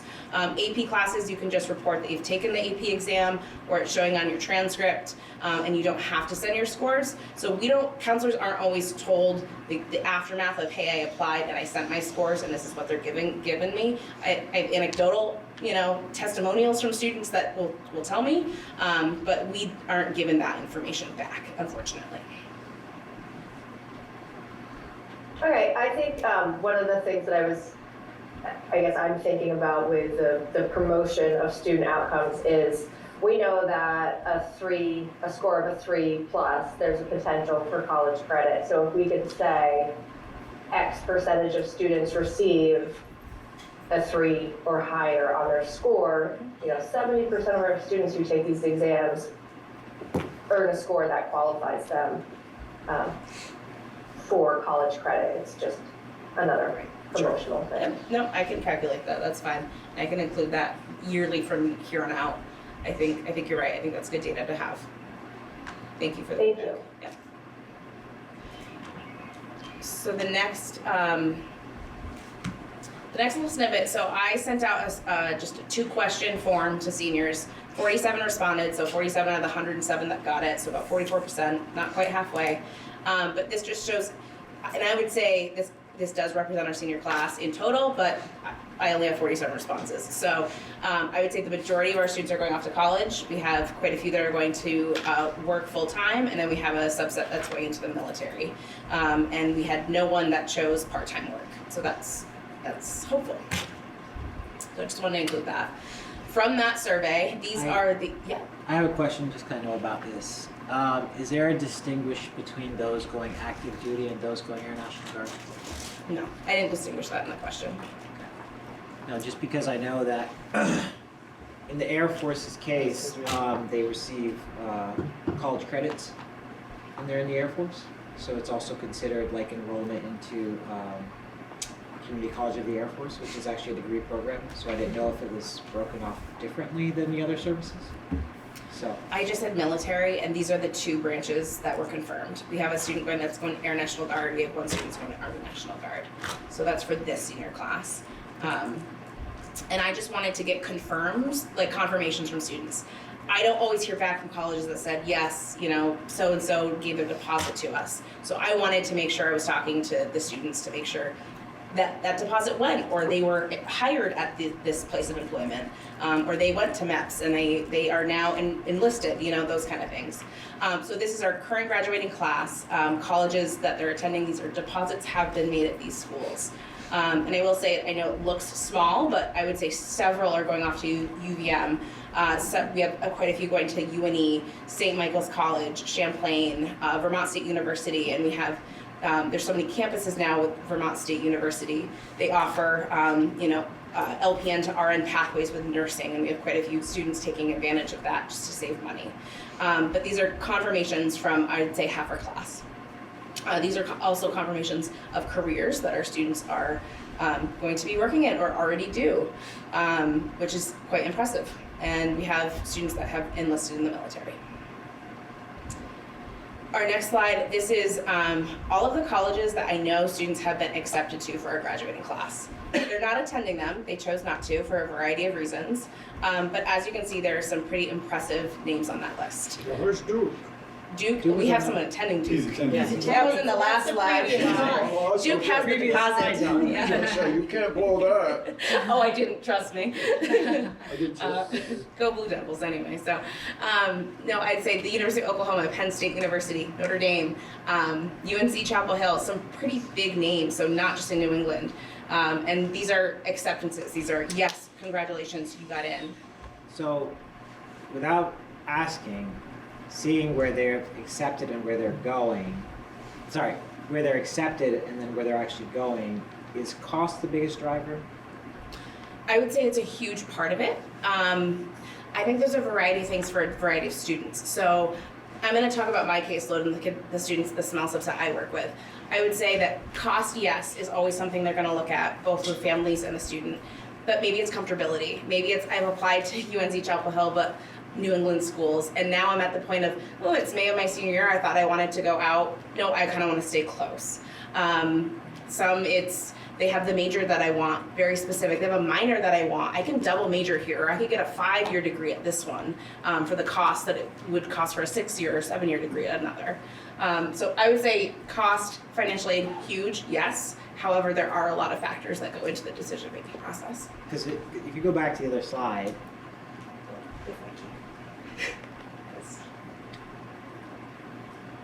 There we go. the other side.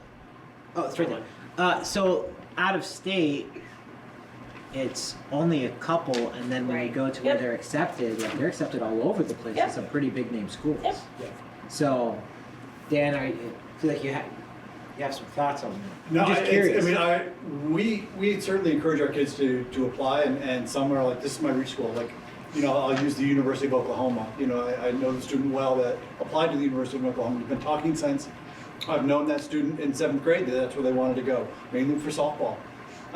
And then when the rubber hit the road, like they got in, they got accepted, and was like, oh my God, like I don't think I can go. Like Oklahoma's far. Yeah, Oklahoma's very far away.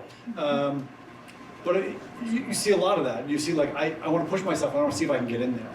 I don't know if I really want to go to it, but I want to see if I can. I want to challenge myself and see if I can get into that.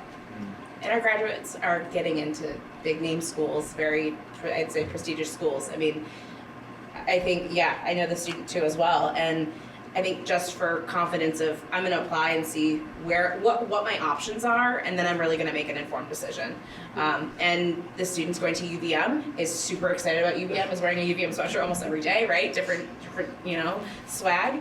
And I think that's the best fit for her situation, for her major, for kind of her lifestyle, where she wants to go, her pathway. So I think that's it. Part of it is just And fit. Yeah, Because sports. my daughter got into all 3 of her out-of-state schools, but she chose the one that fit her and the one with the faculty she felt more comfortable with. Yeah. Because if you're actually visiting all the schools you apply to, you get that connection. And you know, because the one she thought she wanted isn't where she went. Yep, it's a great point. A lot of times kids are just like, I really want to go far away and do this thing and get away from my family and have an adventure while I'm young.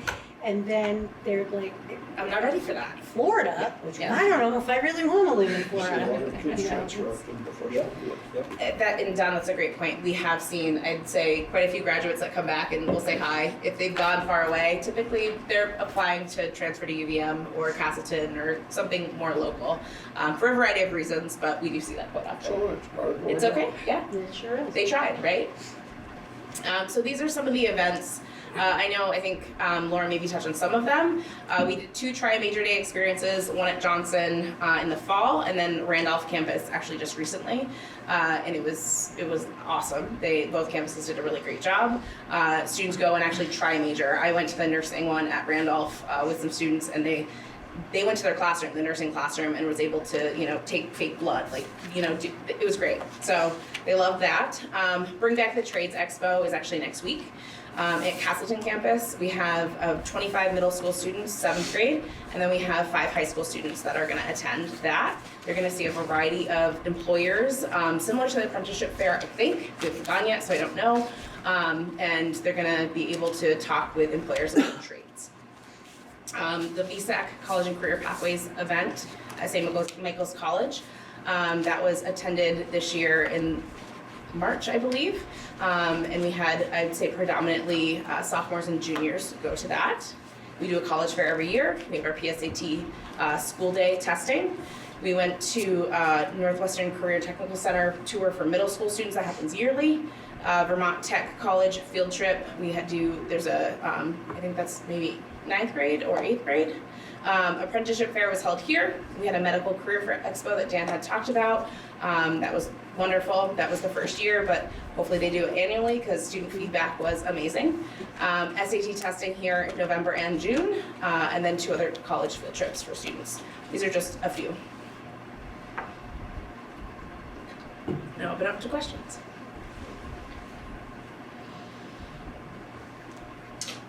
I think maybe Megan has one. Love to see more of the I see prestigious and Megan- out-of-the-state colleges highlighted on our website. Students are also applying to multiple schools, so the reason they may not go is because they were accepted elsewhere. Right. Yeah. Yeah, we are, the way our website works, we're able to highlight just a few on the bottom of the website, you know, with, it's a limited number, but I think that Tyler and I talked about adding to the guidance page of the website. Yeah, just and more some- current, and I will, once I'm done AP testing, I promise I'll send those.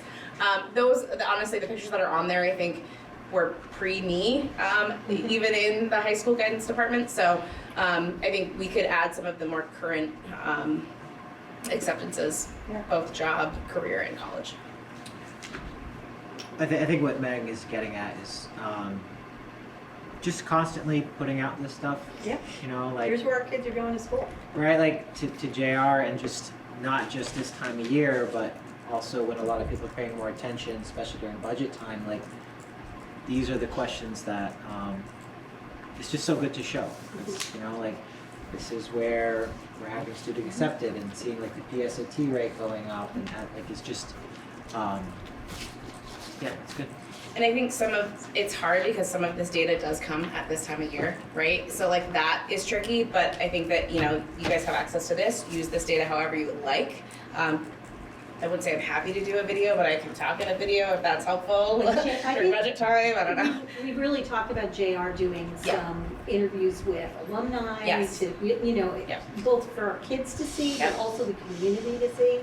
Which is great. So- And we've talked about it through our aspirations steering committee as well, to put videos together, student-led, hearing from them, where are they going, those kind of things. So, yeah. I would just put an asterisk that, you know, you're right, a lot gets lost this time of year because like the legislative session is winding down, it's all the talk, and then This is when we talk about our data. Right, But but- people want to know about it in February. exactly. Yeah. And so just, you know, put some bookmarks against some of the data that, you know, it's showing what we are doing. It's showing like where kids are going, and you know, they're accepted into Duke, they're accepted here, they're accepted there. Let's talk about it when people are paying more attention. So it's just Well, and I think it's important to have it not just be once a year, right? Like we need to change this perception that has sort of stuck to us for a long time. And that takes time because perception is reality. And so if we are able to highlight things like, hey, participation is increasing, look at all these schools that our students are getting into. Yes, of course, the typical Vermont schools that every student in Vermont is going to, but also some of these really impressive names like Duke, McGill. So I think it's having the website really be a quick place that families can go to see these sort of stats, especially when we're looking at families moving into the district. They care about the quality of education. We want to make it easy for them to see how well our students are doing. So I think anything we could do to, with JR, to update the webpage, not just have it be on the guidance counseling page, because that's obviously pretty varied. And parents might not know that's where they should be going to find some of this stuff. So just, again, anything we can do to promote what our students are doing, their successes, and make it really easy and visible, I think will help us in the long run. and it is countering like a narrative, right? Oh, yeah. Because especially like social media and stuff, there's a lot of stories of things that fall through the cracks, and your experience 5 and 10 years ago doesn't necessarily mean that the work is going into changing that, and we see that. So, again, finding ways to talk about it, communicate it, put it out there, and you know, so I think it's great, great presentations. Thank you. I know it's a lot, and I know You have a dinner to get to. I do. I do. And I'm so sorry. It's okay. But we Thank really you. appreciate it. No, I appreciate it. Thank you. All right, so we have 5 minutes to wrap up the rest of the meeting. Okay, let's keep going. So we have the SRO discussion. You brought this up last time, and Yes. Julie, if you want to bring to us real quickly what that is. So I've met with Chief Sullivan, and they're very interested. They want to move forward. We were trying to work out a plan to, if the board is in support of doing this, and you give me the go-ahead, which is why it says action on here, I can follow up and look at, there's two kinds of grants. The grant that the police department would need to apply for personnel. There's other kinds of grants for school safety equipment, things like that, schools can apply for. So we did just finally find out that there is a grant for personnel. So, and what happens is with an SRO, SROs are generally very experienced long-term officers that have had a lot of training. So it's not a beginning position. It's a significant commitment by the board. So at first, the grant funds it, so it wouldn't be at any cost and it wouldn't impact next year's budget because we did not budget for this position. However, then in future budget years, we would budget for, typically there's a decreasing, like a slowly increasing, and then we commit to doing that. But I think I just really wanted to get the commitment from the board as to whether you want to move forward with going through this application process. And if it's these grants are due by, early July. So it's not something we can kick the can down the road necessarily. We did commit to this pre-COVID, and then we weren't able to do that for a variety of reasons. They didn't really get as much grant funding as they had expected. But we did get grant that helps with deans coming on board here at MVU. So now we're in the position that we pay for that position.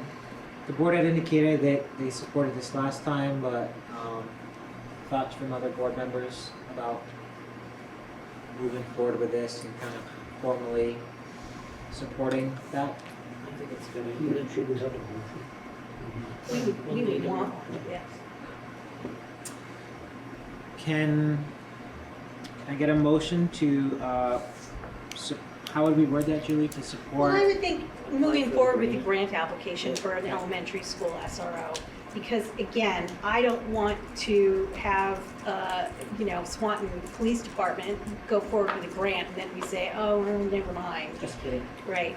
I'll make that motion. I'll second. All right, so, I mean, we might kick this around for, how much? Yeah, like 5 years at least. just to get the wording right, so all in favor of moving forward with the grant application for an elementary SRO? With the Swanton Police Department. With the Swanton Police Department? So what does that entail? Like, are we talking one officer for It the would three be schools? one officer for 3 schools. The same plan that we really talked about last time. Yeah. Proximity, Swanton PD is at Swanton Elementary School quite often, but a lot of time, they don't have the same officer on duty all the time. There's no preventative work that happens really. And Dean comes down and supports Swanton when he's able to do that if there's a need. But this would allow all of our elementary schools to have access to the expertise, help with safety planning, get to know the children, do some proactive work, act as a liaison to the principals when there's maybe a concern they want to talk through with law enforcement. It's really positive for our students and for our school's security. Not that there's security for the school, but Right. the presence. Have you had any feedback from the principals? We did talk about it last time we met. They were very disappointed we weren't able to do it last time. Okay. Even though some of the players are different.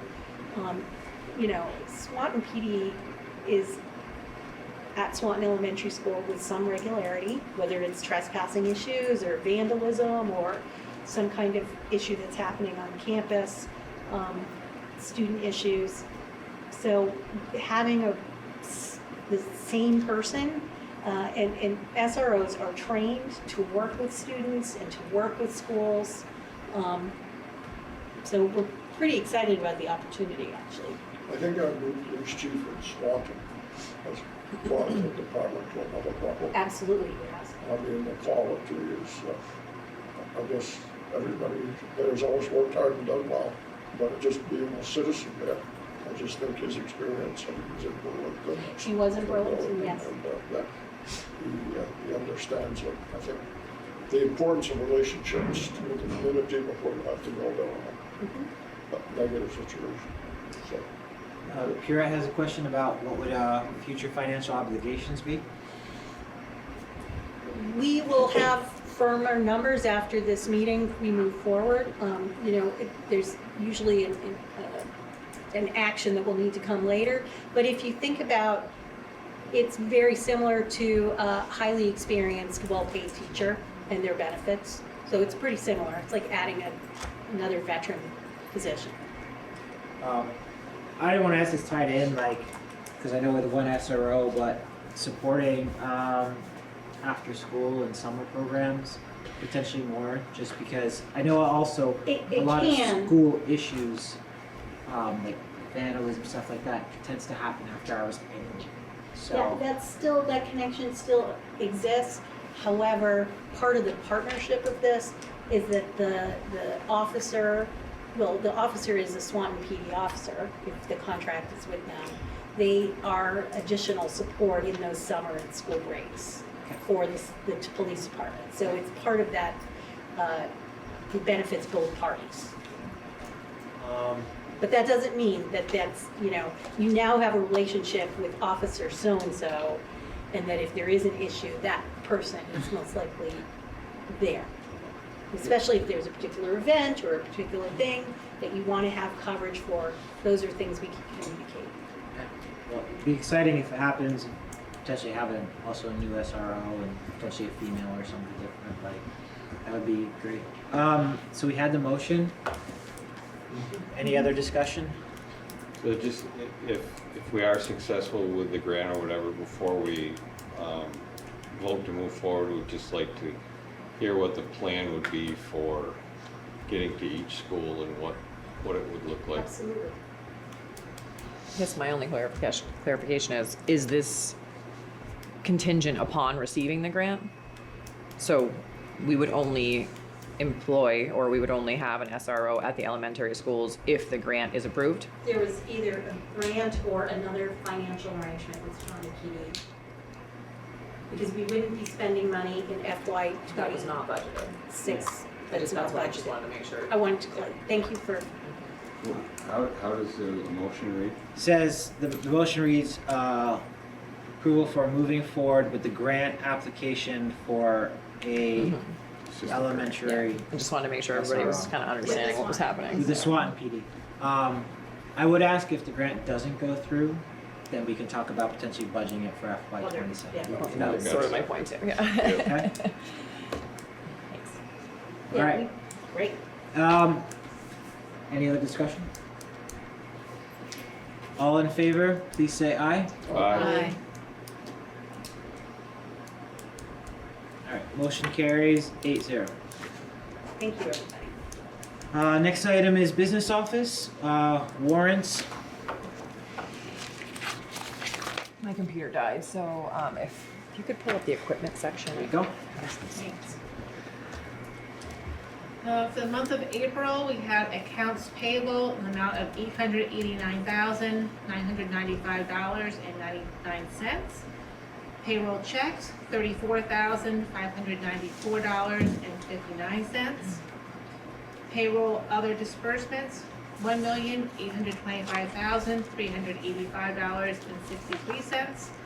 And payroll deductions, $762,885.04, for a total of $3,512,861.25.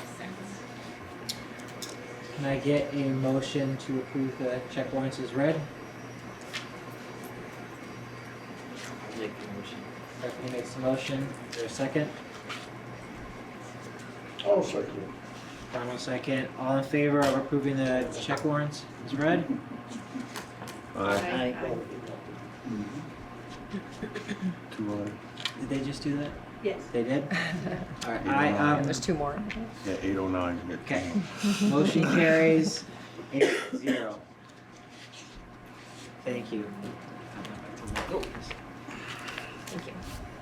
Okay, next item, Laura, did you have a financial report, just an informational for us? It was just informational, yes. I would just say that, you know, this is the time of year where we really try to ridicule exactly what we think is outstanding as far as contracts, what we anticipate for revenue, especially for special ed extraordinary costs and things like that, interest that we may receive, all of those things, kind of crossing the T's and dotting the I's.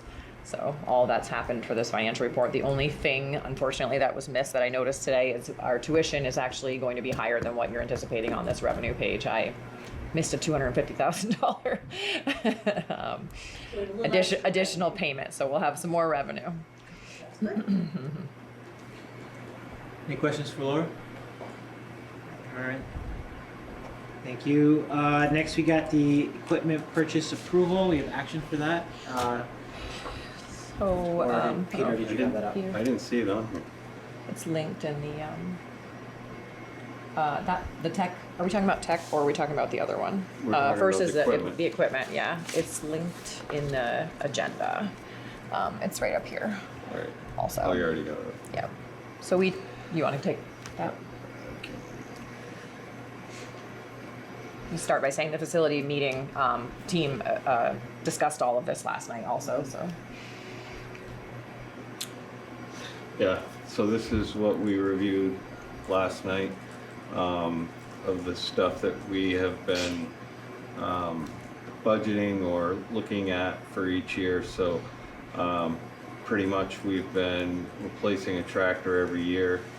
So we're looking at a compact tractor. So they're looking at a side-by-side hydraulic dump. So I asked about that. What the purpose and function of that is. So that's going to be able to replace a lot of things that we were doing with a tractor that we'll be able to do more efficiently with the side-by-side, like seeding, fertilizing, all that kind of stuff out on the fields, instead of having to get a tractor out to do that. So it'll be more efficient. We're looking at replacing the brush hog, getting an offset mower, and they needed a new utility trailer, which is, as you know, moving stuff around a lot. So that's actually a pretty good price on that too. But all that equipment that we're looking at replacing or adding on comes to a total of $68,011. And we were in agreement last night in our facilities meeting. So if you're looking for a motion, I'd be happy to make a motion to accept the equipment purchases as detailed on this spreadsheet. If I missed anything, Laura? I'll second. The only thing I would add is that at this point in the year, we think about which year we want to pay for things out of and if we want to lease or not. Because of our anticipated surplus, my recommendation was not to lease and pay the interest, and then we would utilize this year's funding and then tap into next year for other equipment that we need. So we're sort of ahead. To add what Laura was saying, thank you for saying that.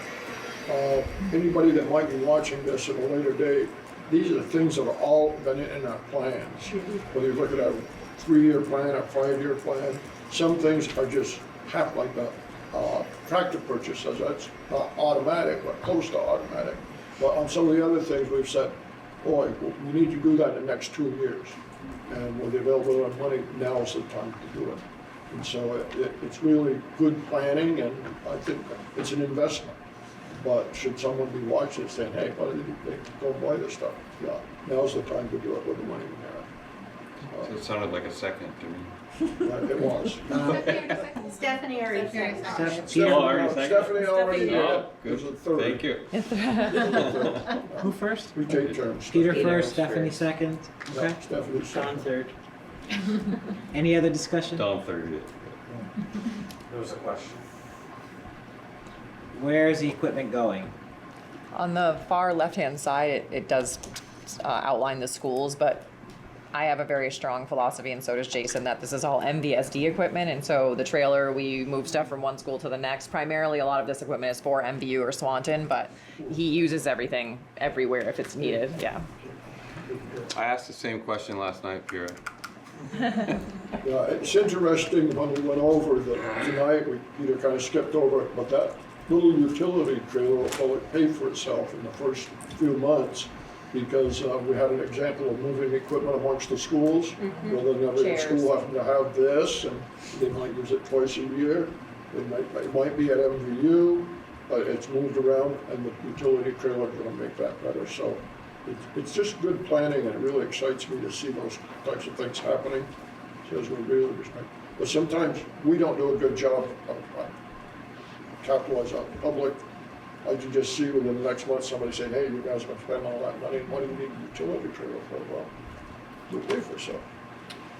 I don't want to dwell on it, but all of it really, Jason does an excellent job getting his staff trained and capable, and so, you know, when we buy these tractors and they have loaders on them or mowers, that means we're not hiring somebody to deliver stone or spread stone or dig ditches or clear ditches, so it's really, every piece of the equipment is saving us money in the long run. And Jason said, especially after this, that they're in really good shape with equipment. We'll still have to do our annual look as you know, every 10 years we're getting replacing equipment, so we'll still have to be doing that. But as far as equipment goes, we're in really good shape right now. Okay. All right, all in favor of approving the equipment purchase, please say aye. Aye.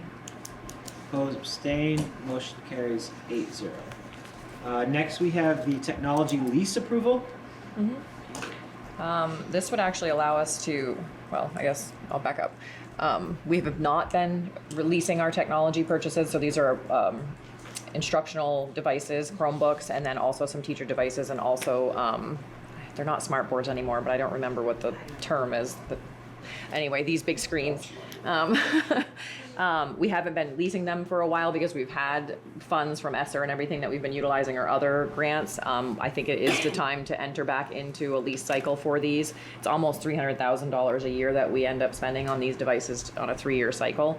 The interest rate's 5.75. It's a little bit higher than what we were paying pre-COVID, but it's not horrible. We could actually get ahead with this one too, so that's something I did want to clarify with the board. Because of our surplus, I think we could potentially pay the first principal payment out of this year and not wait until 7/1. This document does say 7/1 because I wasn't sure how the board would feel. We can obviously pay earlier, so I could have these amended and we could make the first payment prior, and then it would be coming out of this year's funding, and then it would set us ahead in our next cycle with the surplus, or we don't have to do that and we could pay after 7/1. I guess that's your choice, what you're comfortable with. 84,000 is what the first payment is. But just as we talked about at the facility meeting, not really knowing so many things about where we're headed, I'm trying to position ourselves in the best manner possible funding wise. Put it on the agenda for a June next meeting. This is the first meeting, right? The devices have actually already been ordered because we were worried about tariffs, but we know we need them. It's just this is a funding for them. So technically, yes, we have 6 months to enter into a lease if we want to, so we could wing, I guess. Right now, you're looking for an approval For this lease. But For if you this wanted lease? to wing, I guess that could happen too. But this lease says July 1st. Do we want to amend that? It's completely up to you. I guess I would sort Amend it of forward or recommend back? that. that you would pay the first payment out of the current fiscal year instead, so prior to July 1. So what would be the recommended amendment to? So I guess I would make a motion that we approve the lease, as shown on here, 3-year lease, with the amendment that, payment would be prior to July 1st, 2025, to use current, fiscal year funding. And the first payment. Yeah, the first principal. For the first payment, correct. And the resolution would mirror that. There's a resolution document I included in there as well. Because it's a lease, we have to have both, so the approval would need to include the resolution also. So Peter made that motion for the amendment to that. Is there a second? I'll second. Elaine, second. Is there further discussion?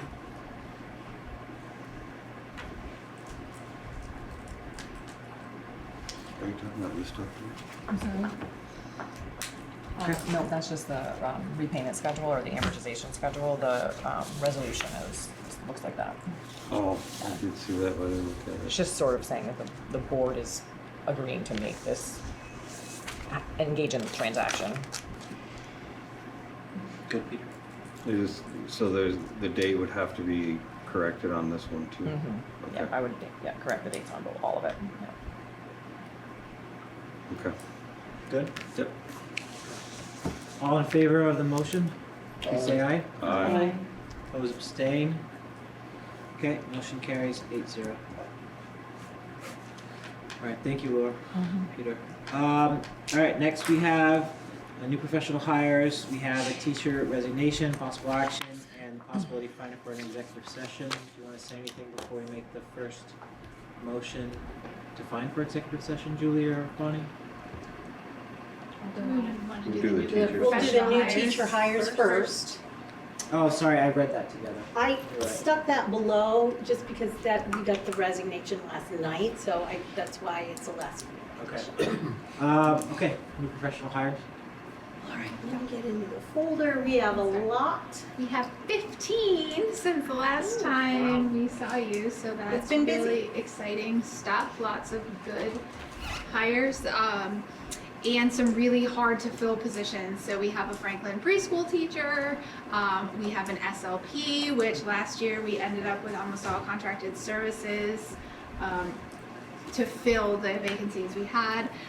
We hired another board certified behavior analyst, which is going to be really important for. You tell us where they are, where they're going to be located. Yes, do you want us to go through all 15? There, Sure.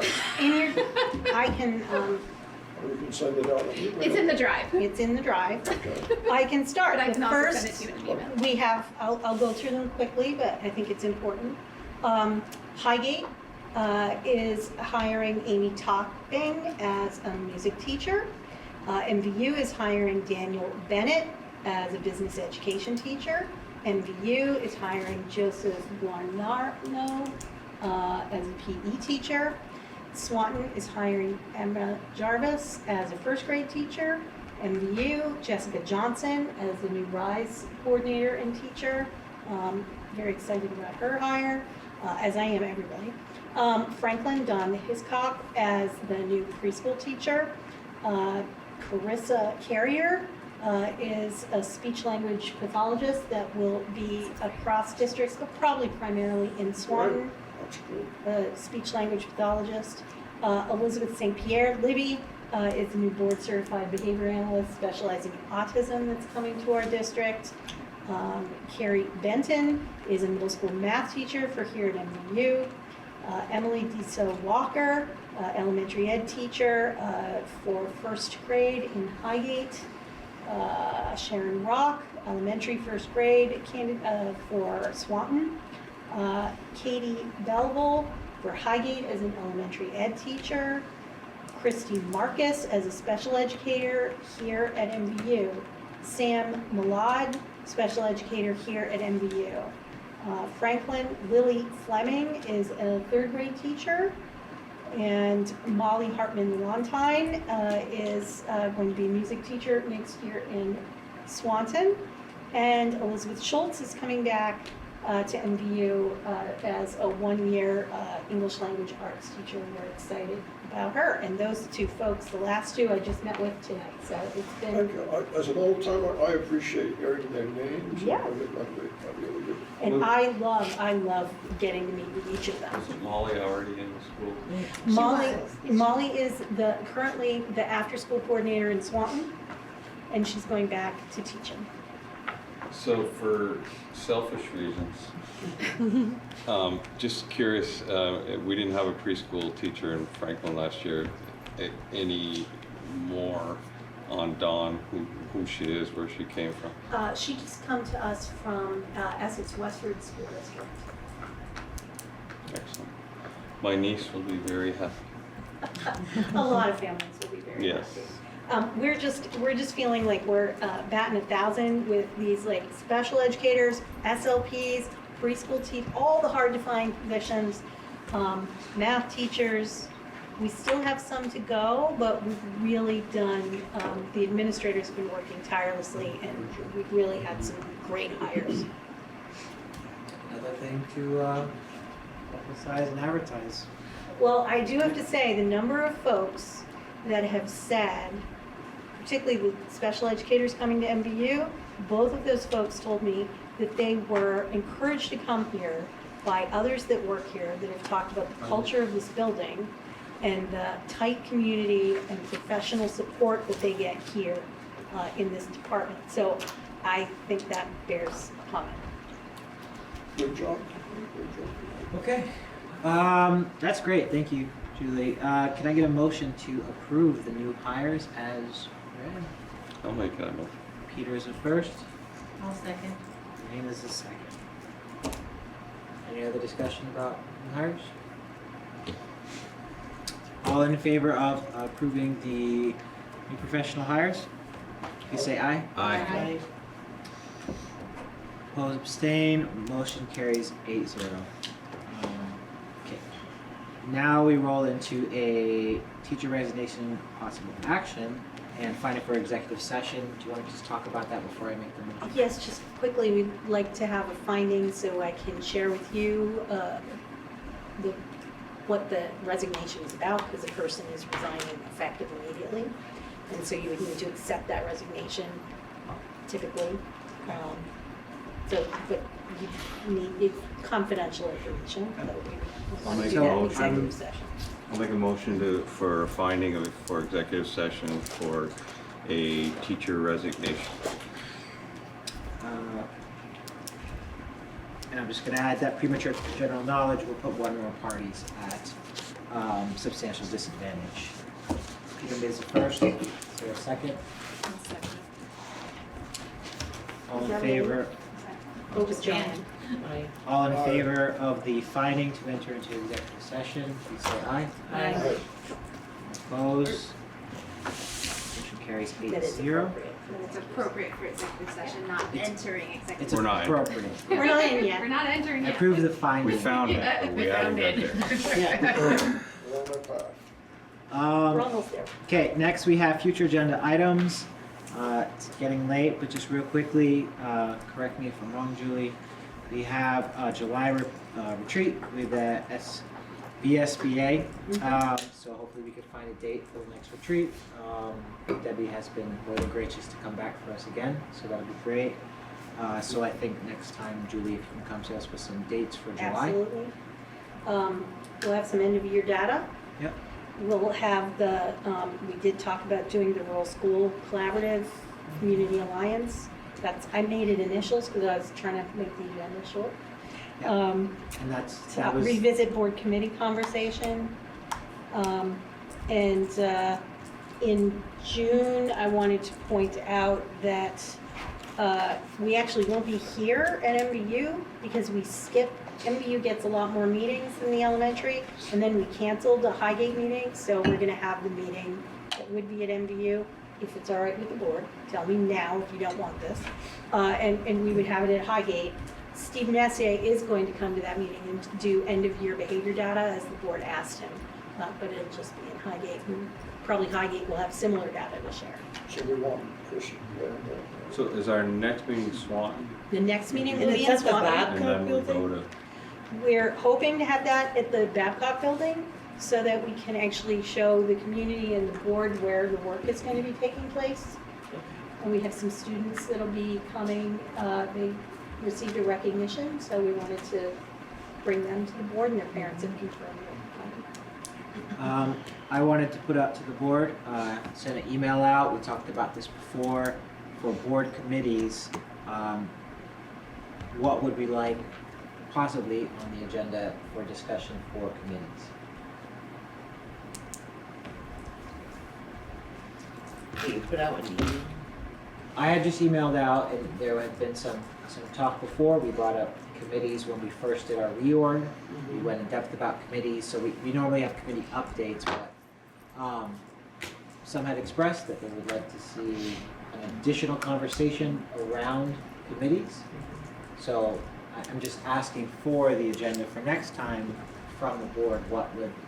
So the majority of people wanted to talk about it. It was mixed.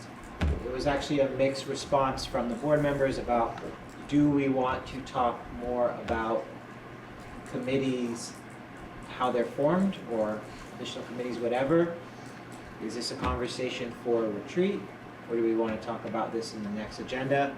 So it's an open question to the board members. What would you like to see or talk about? If you start with me, I'll say retreat. Okay. Don would like to continue the discussion in retreat. I'd like to discuss the committees, but it doesn't matter if it's in a meeting or as a retreat. Okay. It could be now or later. He's like now or later. Okay. Not at all wasn't a choice. No, not at all. I didn't say not at all. I said yes, but I'm fine with it waiting until the retreat. I mean, there's only 6 more weeks or, 8 more weeks until a retreat. If it's mid-July, there would only be one committee meeting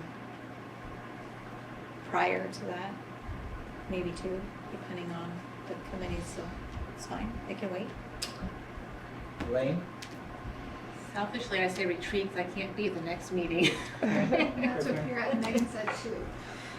I'm with Pierrette. They'd like to Can we consider discuss to the the retreat? Yep, I think retreat wins. Can't make the next meeting. Peter? yeah, it's, everybody wants to talk about the retreat, that's fine. But I would like to discuss the athletic committee. So, we will move that to the retreat. That's great. I think, oh gosh, Debbie from the Vermont School Board Association actually had a lot of great ideas about talking through those things with the board, so I think that'll be a real help. Okay, good. So we can just save that for the retreat, which is around the corner. Our next meeting is at Swanton Elementary, as discussed, in the Babcock building. Will you just make sure to put a reminder if it is Babcock? Yes. Okay. Do we still park in the same parking lot, or do we go with the other parking lot? We can, but it's probably easier to go in the front parking lot. Okay. We did confirm with Jason that that will work. He's Yes. gonna make it work. He's gonna make it work. Okay. All right, anything else from the board?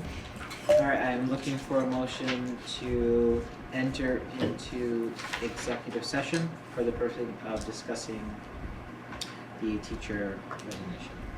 And would you invite me and Bonnie? Yes, I would like to invite the superintendent and Bonnie. Can I get a Sure, I'm with Peter May is the first. Can I get a second? I'll Is second. this our school position? Second. We don't need to invite anyone else in? No, I don't think so. Okay. All in favor, please say aye. Aye. Aye. All right, motion carries 8-0. So we enter into executive.